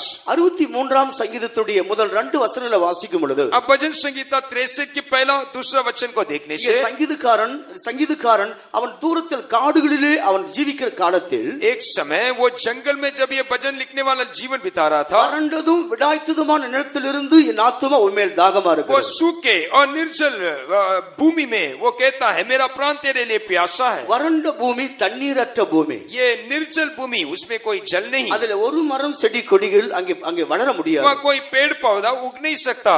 அப்படி வறண்டதும் விடாய்த்ததுமான பூமியிலிருந்து என் ஆத்துமா உன்மேல் தாகம் கொண்டிருக்கிறது. सूखा और निर्जल भूमि में हे प्रभु मेरा प्राण तेरे लिए प्यासा है। உம்மை அதிகாலமே நான் தேடுகிறேன். मैं तुझे भोर के समय ढूंढता हूँ। உன் அதிகாலமே நான் தேடுகிறேன். என் இருதயமோ வறண்டு போயிருக்கிறது. मैं तुझे भोर के समय ढूंढता हूँ, मेरा हृदय सूखा हुआ है। அதிகாலையில் தேடுகிறவர்கள் என்னை கண்டடைவார்கள். जो भोर के समय प्रभु को ढूंढता है वो उसको அத पाएगा। நீதிமொழிகள் 8, 17, 18 வாசிக்கிறோம். उसके बारे में नीति वचन 8वां अध्याय के 17 और 18 वचन में हम पढ़ सकते தேவனை हैं। அறிந்து கொண்ட பிள்ளைகள் ஒவ்வொரு நாளும் அதிகாலையில தேடி தேவனுடைய வல்லமையும் மகிமையும் காண வேண்டும். जो कोई परमेश्वर को जानते हैं वे भोर के समय प्रभु को ढूंढकर उसके सामर्थ को और उसकी महिमा को प्राप्त करना चाहिए। ஒவ்வொரு நாள் அதிகாலையில் எழுந்து தேவ சமூகத்தை நாம் தேட வேண்டும். हर एक दिन भोर के समय तरकर उठकर परमेश्वर के समूह को हमें ढूंढना होगा। ஆகையால் தான் சிங்கக்குட்டிகள் தாழ்ச்சி அடைந்து பட்டினியா இருந்தாலும், इसीलिए शेर के बच्चे यदि वो भूखा और प्यासे रहने से भी கர்த்தரை தேடுகிறவர்களுக்கோ ஒரு நன்மையும் குறைபடாது. परमेश्वर को खोजने वालों के लिए कोई बड़ी वस्तुओं का நாம் घटी नहीं எப்பொழுது होगा। கர்த்தரை தேட வேண்டும். इसलिए हम हर समय प्रभु को ढूंढना चाहिए। வேத வசனம் என்ன சொல்லுகிறது? परमेश्वर का वचन क्या कहता है? கர்த்தரை கண்டறியத்தக்க நேரத்தில் அவரை தேட வேண்டும். जब प्रभु हमारे सामने पाने के योग्य रहता उस समय हम उसको ढूंढना चाहिए। கர்த்தரை கண்டறிகிற வேளைதான் அதிகால வேளை. जब प्रभु प्रकट होता वो भोर का समय है। அந்த அதிகால வேளையில் கர்த்தர் தமது பிள்ளைகளுடைய தேவைகளை சந்திக்கும்படி அவர் வெளிப்படுகிறார். उस भोर के समय प्रभु अपने बच्चों के हर एक आवश्यकताओं को पूरा करने के लिए वो प्रकट होता है। நம்முடைய ஆத்துமா நம்முடைய ஆண்டவரை தேடுவதற்கு தாகமுள்ளதாக விழிப்போடு இருக்க வேண்டும். हमारा प्राण प्रभु यीशु मसीह को ढूंढने के लिए हमारे भीतर प्यास के साथ एक जागने वाला जागृति रहना चाहिए। ஒரு நாள தேவன் நமக்கு தந்தால் அந்த நாளில் அதிகாலையில் எழும்பாமல் அவரை துதிக்காமல் அந்த நாளுக்குள்ளே நாம் பிரவேசிக்க கூடாது. यदि एक दिन एक नया दिन प्रभु हमें देता है तो उस भोर के समय प्रभु को स्तुति किए बिना उस दिन को हम प्रवेश नहीं करना। என்னை சிநேகிக்கிறவளை நானும் சிநேகிக்கிறேன். मुझे जो प्रेम करता है मैं उनको प्रेम करता हूँ। நீதிமொழியில் 8 தெளிவாக வாசிக்கிறோம். என்ன சிநேகிக்கிறவளை நானும் சிநேகிக்கிறேன். नीति वचन 8वां अध्याय में उसके बारे में स्पष्ट रीति से पढ़ सकते हैं कि जो मुझे प्रेम करता मैं उनको प्रेम करता हूँ। நாம் தேவனை சிநேகிப்பது உண்மையானால், यदि हम प्रभु को प्रेम करते हैं वो वास्तविक है, தேவனை சிநேகிக்கிற இருதயம் நமக்கு இருக்குமானால், यदि प्रभु को प्रेम करने वाला हृदय हमारे भीतर रहने से எப்போது நான் அவரை சந்திப்பேன் விடியற்காலம் எப்பொழுதுங்கிறதான ஒரு ஏக்கம் இருதயத்திலே உண்டாகிக் கொண்டே இருக்கும். कब मैं उसको पालूंगा, कब मैं उस बोर के समय जाकर मिलूंगा करके एक प्यास हमारे भीतर होगा। உண்மையான ரட்சிப்பை பெற்றவர்கள் தங்கள் வாழ்க்கையில தொடர்ந்து இதை கடைபிடிக்க வேண்டும். एक सच्चा उद्धार को प्राप्त किए हुए लोग हर दिन इस बातों को अपने जीवन में अमल में लाना है। ஒவ்வொரு நாள் தெய்வத்தை தேடும்படி நம்மிலே ஒரு ஆவல் உண்டாகிக் கொண்டே வர வேண்டும். हर दिन प्रभु को ढूंढने वाला एक प्यास हमारे भीतर चाहिए। இப்படி அதிகாலையில நாம் தேடும்படியாக இருக்கிறபடினால் ऐसे बोर के समय हम प्रभु को ढूंढने के लिए நான் உமது வல்லமையும் மகிமையும் கண்டேன் என்று 63:2 வாசிக்கிறோம். आप वचन 63 का दूसरा वचन में मैं सामर्थ और महिमा को पा लिया कर हम पढ़ सकते हैं। உமது வல்லமையும் மகிமையும் கண்டேன். அந்த வசனத்தை கொஞ்சம் வாசிங்க. उस वचन को पढ़िएगा। इस प्रकार से मैंने पवित्र स्थान में तुझ पर दृष्टि की कि तेरी सामर्थ और महिमा को देखूं। உமது வல்லமையும் மகிமையும் நான் கண்டேன். तेरे सामर्थ और तेरे महिमा को मैं देखूंगा। வல்லமையும் மகிமையும் கர்த்தர் ஒவ்வொரு நாளும் நமக்கு அதிகாலையில புதுப்பித்து கொடுக்கிறார். हर बोर के समय प्रभु अपने सामर्थ और महिमा हमारे जीवन में वो नया करता है। அந்த வல்லமையினால் தான் நாம் இந்த உலகத்துல வாழ முடியும். उस सामर्थ से ही संसार में हम जीवन बिता सकते हैं। ஒரு பலூன் எடுத்துக்கொள்ளுங்க, அதுக்குள்ள காற்று இருக்க வரைக்கும் தான் அது உயர்ந்திருக்க முடியும். एक फुगा को देखिएगा, जब तक उसके भीतर हवा रहेगा तब तक ही वो उड़ता रहेगा। அந்த பலூன்ல இருக்கிற காற்று வெளியேற்றி விட்டால் அந்த பலூன் ஒன்றுமில்ல, பூமியில அது உட்கார்ந்து விடும். जैसे ही वो फुगा के भीतर का जो हवा है निकल जाता है, वो सीधा पृथ्वी में आकर जमीन में गिर जाएगा। தேவனுடைய வல்லமையும் அவருடைய கிருபையும் நமக்குள் இருக்க வரைக்கும் தான் பூமியில உயர்ந்திருக்க முடியும். जब तक परमेश्वर का सामर्थ और महिमा हमारे भीतर रहेगा, तब तक इस पृथ्वी में ऊंचा जीवन हम बिता सकते हैं। அத ஒவ்வொரு நாளும் நம்ம அதிகாலையில பெற வேண்டும். वो हर प्रति बोर को हम प्राप्त करना होगा। ஒன்று மகிமையை நாம் காண்கிறோம். प्रथम उसकी महिमा को देख सकते हैं। இந்த மகிமையை காண்பது எதற்காக? ये महिमा क्यों हम प्राप्त करते हैं? மகிமையை கண்டு மகிமையின் மேல் நாம் வளர்ந்து மகிமை அடைவதற்காக. महिमा को देखकर महिमा से महिमा में बढ़ते हुए उस महिमा को प्राप्त करना चाहिए। 2 கொரிந்தியர் 3:17-18 வசனங்களை படிக்கும்போது दूसरा कोरिन्थी 3:17 और 18 वचन को पढ़ने से கர்த்தருடைய மகிமையை கண்ணாடியில் காண்கிறது போல் நாம் காண்கிறோம். हम प्रभु के उस महिमा को जैसे हम दर्पण में देखते हैं वैसे उसके तेज को हम देखेंगे। கண்ணாடியில் காண்கிறது போல கண்டு जैसे दर्पण को देखते हैं वैसे हम देखकर ஆவியாய் இருக்கிற அந்த சாயலுக்கு ஒப்பாகதானே மகிமையின் மேல் மகிமை அடைந்து மறுரூபமாக்கப்படுகிறோம். प्रभु के आत्मा के उस स्वरूप में तेजस्वी रूप में अंश अंश करके हम बदल जाएंगे। ஆண்டவர் வரும்போது மறுரூபமாக வேண்டிய சபைக்கு அதிகாலையில் தெய்வத்தை தேடுகிற ஒரு ஏக்கம், ஒரு தாகம் நிச்சயமாகவே தேவை. प्रभु आने के समय रूपांतर होने वाले कलीसिया के भीतर बोर के समय प्रभु को स्तुति करने वाला एक प्यास और एक भूख उसके भीतर चाहिए। எக்கால தொனிக்கும் பொழுது அவரை காண வேண்டுமானால், அவருடைய சாயலை காண வேண்டுமானால் ஒவ்வொரு நாளும் இந்த உலகத்தில் தேவ சாயலை நாம் காண வேண்டும். तुरी फूकने के समय यदि हम परमेश्वर को देखना है तो हर दिन प्रभु के उस स्वरूप में अंश अंश होकर हमें इस पृथ्वी में रहने के समय बदलना होगा। மோசேயை குறித்து தேவன் சொல்லுகிறார், அவர் என்னுடைய சாயலை காண்கிறார். इसीलिए मूसा के बारे में प्रभु ऐसे कहता है कि वो मेरे स्वरूप को देखा। சாயலை அவன் காண்கிறான், நான் அவனோடு மறைமுகமாக அல்ல முகமுகமாய் பேசுகிறேன். मूसा के बारे में प्रभु कहता वो मेरे स्वरूप को देखा, मैं उसके साथ आमने सामने बात करता ஒவ்வொரு हूँ। நாளும் தெய்வத்தை தேடி அதிகாலையில் அவருடைய சாயலை நாம் காண வேண்டும். हर एक दिन प्रभु को ढूंढना, बोर के समय हम उसको देखना चाहिए। இயேசு கிறிஸ்து வருகிலே காண்பதற்கு ஒரு பரீட்சையாக தான் ஒவ்வொரு நாள் அதிகாலையில் தேடுகிறதை தேவன் நியமித்து வைத்திருக்கிறார். प्रभु को देखने वाला वो अनुभव को ही प्रभु प्रति बोर को प्रभु को ढूंढने वाला वो अनुभव प्रभु ने हमारे लिए ठहरा कर रखा है। அப்படி நாம் அதிகாலையில் ஆண்டவரை தேடும்போது நம்முடைய இருதயம் கிருபையினால் நிரப்பப்படும். ऐसे बोर के समय हम प्रभु को ढूंढने के समय हमारा हृदय प्रभु के अनुग्रह से भर जाएगा। ஜீவனை பார்க்கிறோம் கிருபை நல்லது. जीवन से बढ़कर प्रभु तेरा अनुग्रह उत्तम है। உன்னத்தையும் கொழுப்பையும் உன்னது போல் என் ஆத்துமா உனக்குள்ளே சந்தோஷப்படும். मैं चर्बी और चिकना भोजन लेने के समान मेरा आत्मा तो उसमें तृप्त होगा। நம்முடைய சரீரத்தை ஜீவிக்க வைப்பது தேவனுடைய கிருபையாக இருக்கிறது. मेरे शरीर को जीवित रखना परमेश्वर का अनुग्रह है। என்ன கேட்கிற அருமையான சகோதரனே சகோதரியே, इसको सुनने वाले प्रिय भाइयों और बहनों, விசேஷமாக தேவன் அறிந்திருக்கிற தேவ ஜனங்களாகி தேவ குடும்பங்களே, इसलिए विशेष तौर से जो प्रभु को जानने वाले परमेश्वर के परिवार में रहने वाले प्रभु के கர்த்தருடைய வருகையிலே நாம் எடுத்துக்கொள்ளப்பட வேண்டுமானால், यदि प्रभु के आगमन में हम उठा लिया जाए நம்முடைய வீடுகளில் நாமும் நம்முடைய பிள்ளைகளும் சேர்ந்து அதிகாலையில் தெய்வத்தை துதித்து பழக வேண்டும். हमारे परिवार में हम हमारे बच्चों के साथ प्रभु को भोर के समय तड़के उठ के हम स्तुति करना चाहिए। காலையிலே தேவனை துதித்து நாம் மகிமைப்படுத்த வேண்டும். भोर के समय हम प्रभु को स्तुति करते हुए महिमा करना चाहिए। காலையிலே தேவனை துதித்து தேவ வல்லமையிலே நாம் பலனடைய வேண்டும். भोर के समय प्रभु को स्तुति करते हुए प्रभु के सामर्थ में हम भर जाना चाहिए। நமக்குண்டான எல்லாவற்றையும் ஆண்டவர் ஆயத்தப்படுத்துவது அதிகாலையில் தான். प्रभु हमारे लिए सारे बातों को भोर के समय वो तैयार करके रखता है। காலைதோறும் அவர் நம்மை விசாரிக்கிறார். भोर के समय समय वो हमें मुलाकात करता है। நமக்கு யார் விசாரிக்க இல்லை என்று நாம் பயப்படுகிறோம், யோசிக்கிறோம். हमारे लिए कोई नहीं है करके हम डरते हैं, हम सोचते हैं।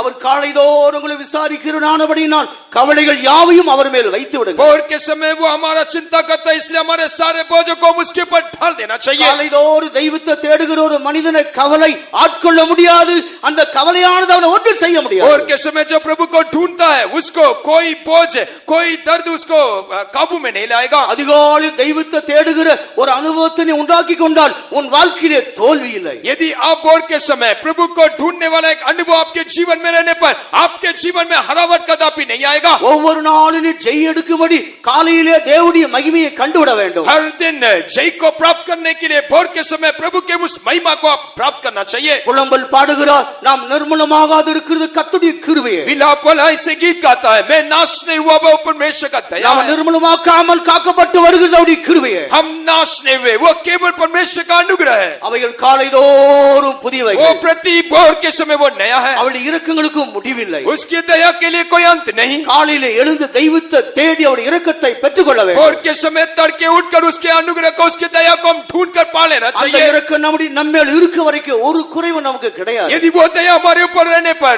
कोई गति हमारे जीवन में नहीं होगा। காலைதோறும் தெய்வத்தை துதிக்கிற ஒரு அக்கினியானது நம்முடைய ஒவ்வொருவருக்குள்ளும் இந்த நாளிலே போடப்படுவதாக. भोर के समय प्रभु को ढूंढने वाला एक आग इन दिनों में हमारे हृदय में ढाला जाना चाहिए। காலைதோறும் தெய்வத்தை தேடுகிற ஒரு தாகம் ஒவ்வொருவருக்குள்ளும் இந்த நாளில் भोर உண்டாக்கப்படுவதாக. के समय प्रभु को ढूंढने वाला एक प्यास इन दिनों में हमारे हर एक के भीतर चाहिए। காலைதோறும் தெய்வத்தை தேடி நம்மை பின்தொடர்ந்து வருகிற சத்துருக்களை எதிர்கொள்வோமாக. भोर के समय प्रभु को ढूंढते हुए हमारे पीछा करने वाले हर एक शैतान को हम सामना करेंगे। ஒவ்வொரு நாளும் காலையில தேவனுடைய வல்லமையை நாம் தரித்து கொண்டால் சத்துருக்களுக்கு எதிர்த்து நாம் நிற்க முடியும். यदि प्रति भोर के समय परमेश्वर की वो सामर्थ को हम फैल लेने पर हमारा विरोध करने वाले उस शत्रु को हम सामना कर सकते हैं। எரிகோவின் கோட்டையானது எப்படி தகர்க்கப்பட்டது? यरीहो का शहरपना कैसा गिरा दिया गया? அதிகாலையில் ஆர்ப்பரித்தார்கள். भोर के समय वे स्तुति किए। பட்டணத்தை சுற்றிலும் அதிகாலையில் ஆர்ப்பரித்த பொழுது नगर के चारों तरफ जब उन्होंने भोर के समय ललकारे, வல்லமையான மதில் அடங்கி எரிகோவின் மதில் இடிந்து விழுந்தது. सामर्थ्य वो शहरपना,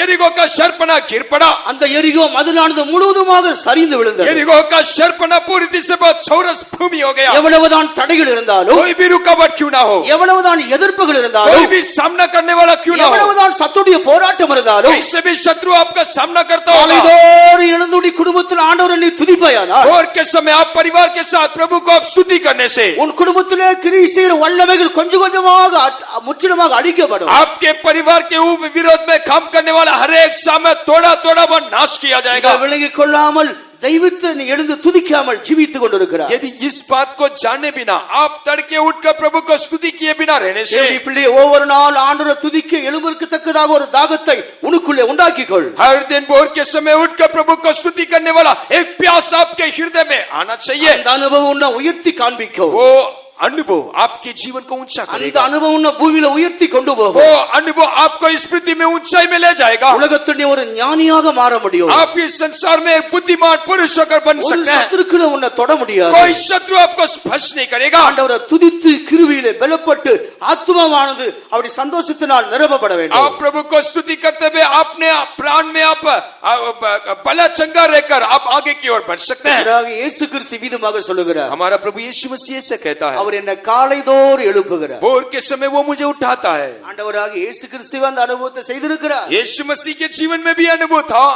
ஏசாயா 50ஆம் அதிகாரத்தில் வாசிக்கும் பொழுது यशायाह भविष्यवक्ता का पुस्तक 50वां अध्याय அவர் में, காலைதோறும் என்னை எழுப்புகிறார். भोर प्रति भोर के समय वो मुझे उठाता है। ஆண்டவருக்கு அப்படி ஒரு கிருபை தேவையா இருந்திருக்கு. यदि यीशु मसीह के लिए ऐसे एक अनुग्रह आवश्यकता हो, வசனத்தை கொஞ்சம் வாசித்து காட்டுங்க. वो वचन को पढ़कर देखिए। அவர் காலைதோறும் என்னை எழுப்புகிறார். படிங்க. चौथा वचन, प्रभु यहोवा ने मुझे सीखने वालों की जीभ दी है कि मैं थके हुए को अपने वचन के द्वारा संभालना जानूं। भोर को वो नित्य मुझे जगाता और मेरा कान खोलता है कि मैं शिष्य के समान सुनूं। இளைப்படைந்தவனுக்கு சமயத்துக்கேற்ற வார்த்தை சொல்ல நான் அறியும்படிக்கு கர்த்தராகிய ஆண்டவர் எனக்கு கல்விமானின் நாவை தந்தறினார். காலைதோறும் என்னை எழுப்புகிறார். காலைதோறும் என்ன எழுப்புகிறார். भोर के समय वो नित्य मुझे जगाता है. அந்த கல்விமானுடைய நாவு எப்படி அவருக்கு வருகிறது. कैसे ये सिखाने वालों का जीव उसने प्राप्त कर लिया. நாங்கள் எப்படி ஊழியம் செய்கிறோம். हम कैसे सेवा करते हैं. நாங்கள் எப்படி ஜீவி செய்கிறோம். हम कैसे जीव जीते हैं. காலையிலே தேவன் கொடுக்கிற கிருபையினால். वो भोर के समय प्रभु देने वाला वो अनुग्रह. அந்த காலையிலே அவருடைய மகிமை காண்கிற அனுபவத்தினால். वो भोर के समय उसकी महिमा को देखने वाला वो अनुभव. ஊழியத்தில் எவ்வளவு எதிர்ப்பு வந்தாலும். ये सेवा में कितना सामना.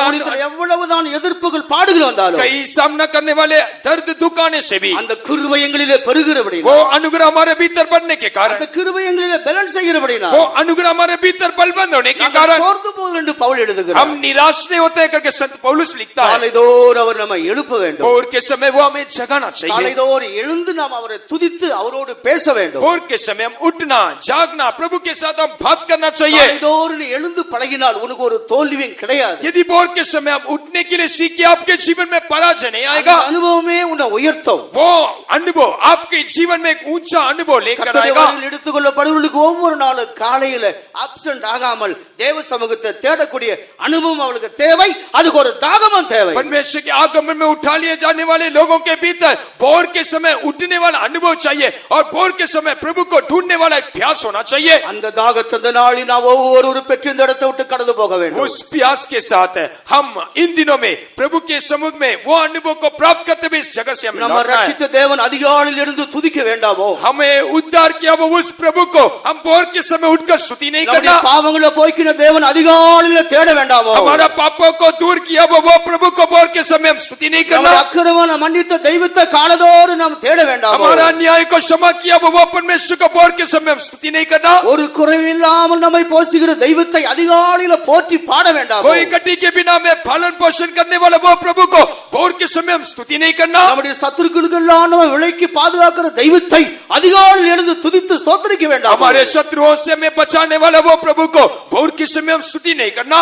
இந்த உலகத்திலே நம்ம உயர்த்தி மேன்மைப்படுத்துகிற தெய்வத்தை நம்ம உயர்த்தி துதிக்க அவருடைய சமூகத்தை தேடாமல் இருக்க முடியுமோ. हमें इस संसार में ऊंचा किया वो प्रभु को भोर के समय उसके समूह को ढूंढने बिना हम कैसे रह सकते हैं. காலையிலே தெய்வத்தை துதித்து நம்முடைய வீட்டை ஒரு சந்தோஷத்தின் வீடுகளாய் மாற்றிக்கொள்ள வேண்டும். भोर के समय हम प्रभु को स्तुति करते हुए हमारा भवन को हमारा घर को हम आनंद का घरों का निवास நம்முடைய வீடு ஒரு ஆனந்தத்தின் வீடாய் மாற்றப்படும். तब हमारा घर आनंद का भवन होकर बन जाएगा. வீடுகளில் ஒரு வல்லமை கிரியை செய்யுங்க.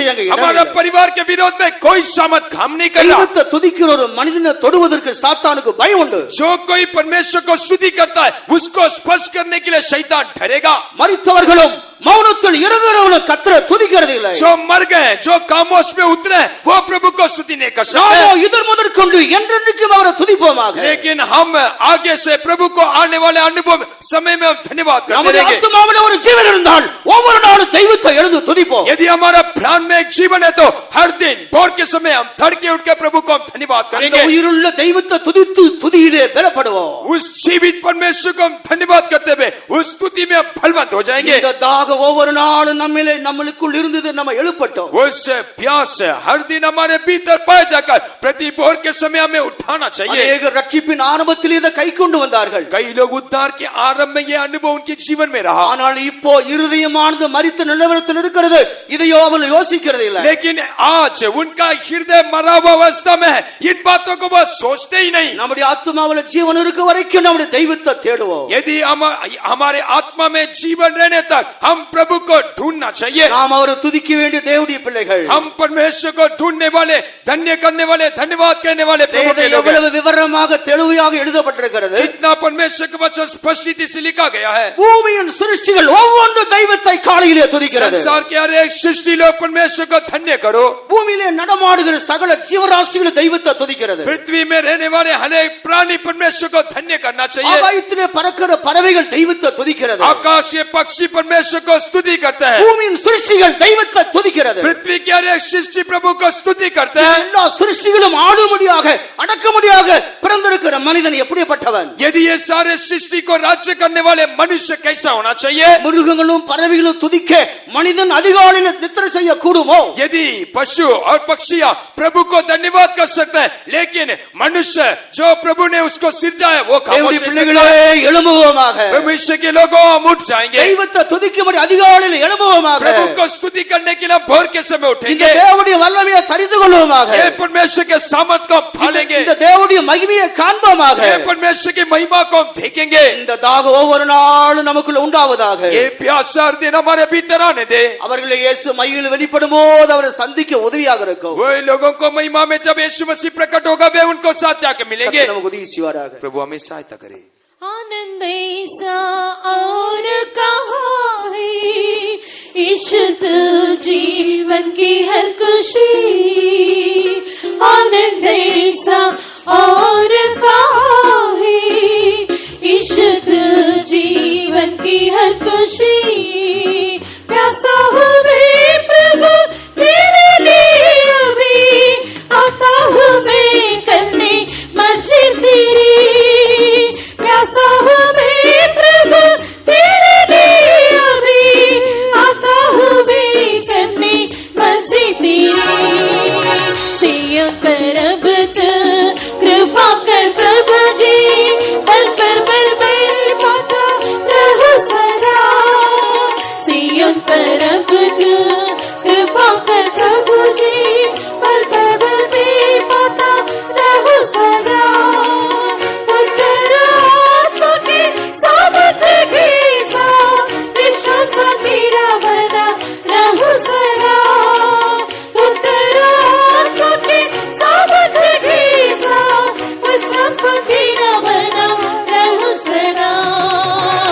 आनंद ऐसा और कहाँ है, इश्क जीवन की हर खुशी। आनंद ऐसा और कहाँ है, इश्क जीवन की हर खुशी। प्यासा हूँ मैं प्रभु तेरे लिए अभी, आता हूँ मैं करने मर्जी तेरी। प्यासा हूँ मैं प्रभु तेरे लिए अभी, आता हूँ मैं करने मर्जी तेरी। आनंद ऐसा और कहाँ है, इश्क जीवन की हर खुशी। आनंद ऐसा और कहाँ है, इश्क जीवन की हर खुशी। प्यासा हूँ मैं प्रभु तेरे लिए अभी, आता हूँ मैं करने मर्जी तेरी। प्यासा हूँ मैं प्रभु तेरे लिए अभी, आता हूँ मैं करने मर्जी तेरी। प्यासा हूँ मैं प्रभु तेरे लिए अभी, आता हूँ मैं करने मर्जी तेरी। प्यासा हूँ मैं प्रभु तेरे लिए अभी, आता हूँ मैं करने मर्जी तेरी। प्यासा हूँ मैं प्रभु तेरे लिए अभी, आता हूँ मैं करने मर्जी तेरी। प्यासा हूँ मैं प्रभु तेरे लिए अभी, आता हूँ मैं करने मर्जी तेरी। प्यासा हूँ मैं प्रभु तेरे लिए अभी, आता हूँ मैं करने मर्जी तेरी। प्यासा हूँ मैं प्रभु तेरे लिए अभी, आता हूँ मैं करने मर्जी तेरी। प्यासा हूँ मैं प्रभु तेरे लिए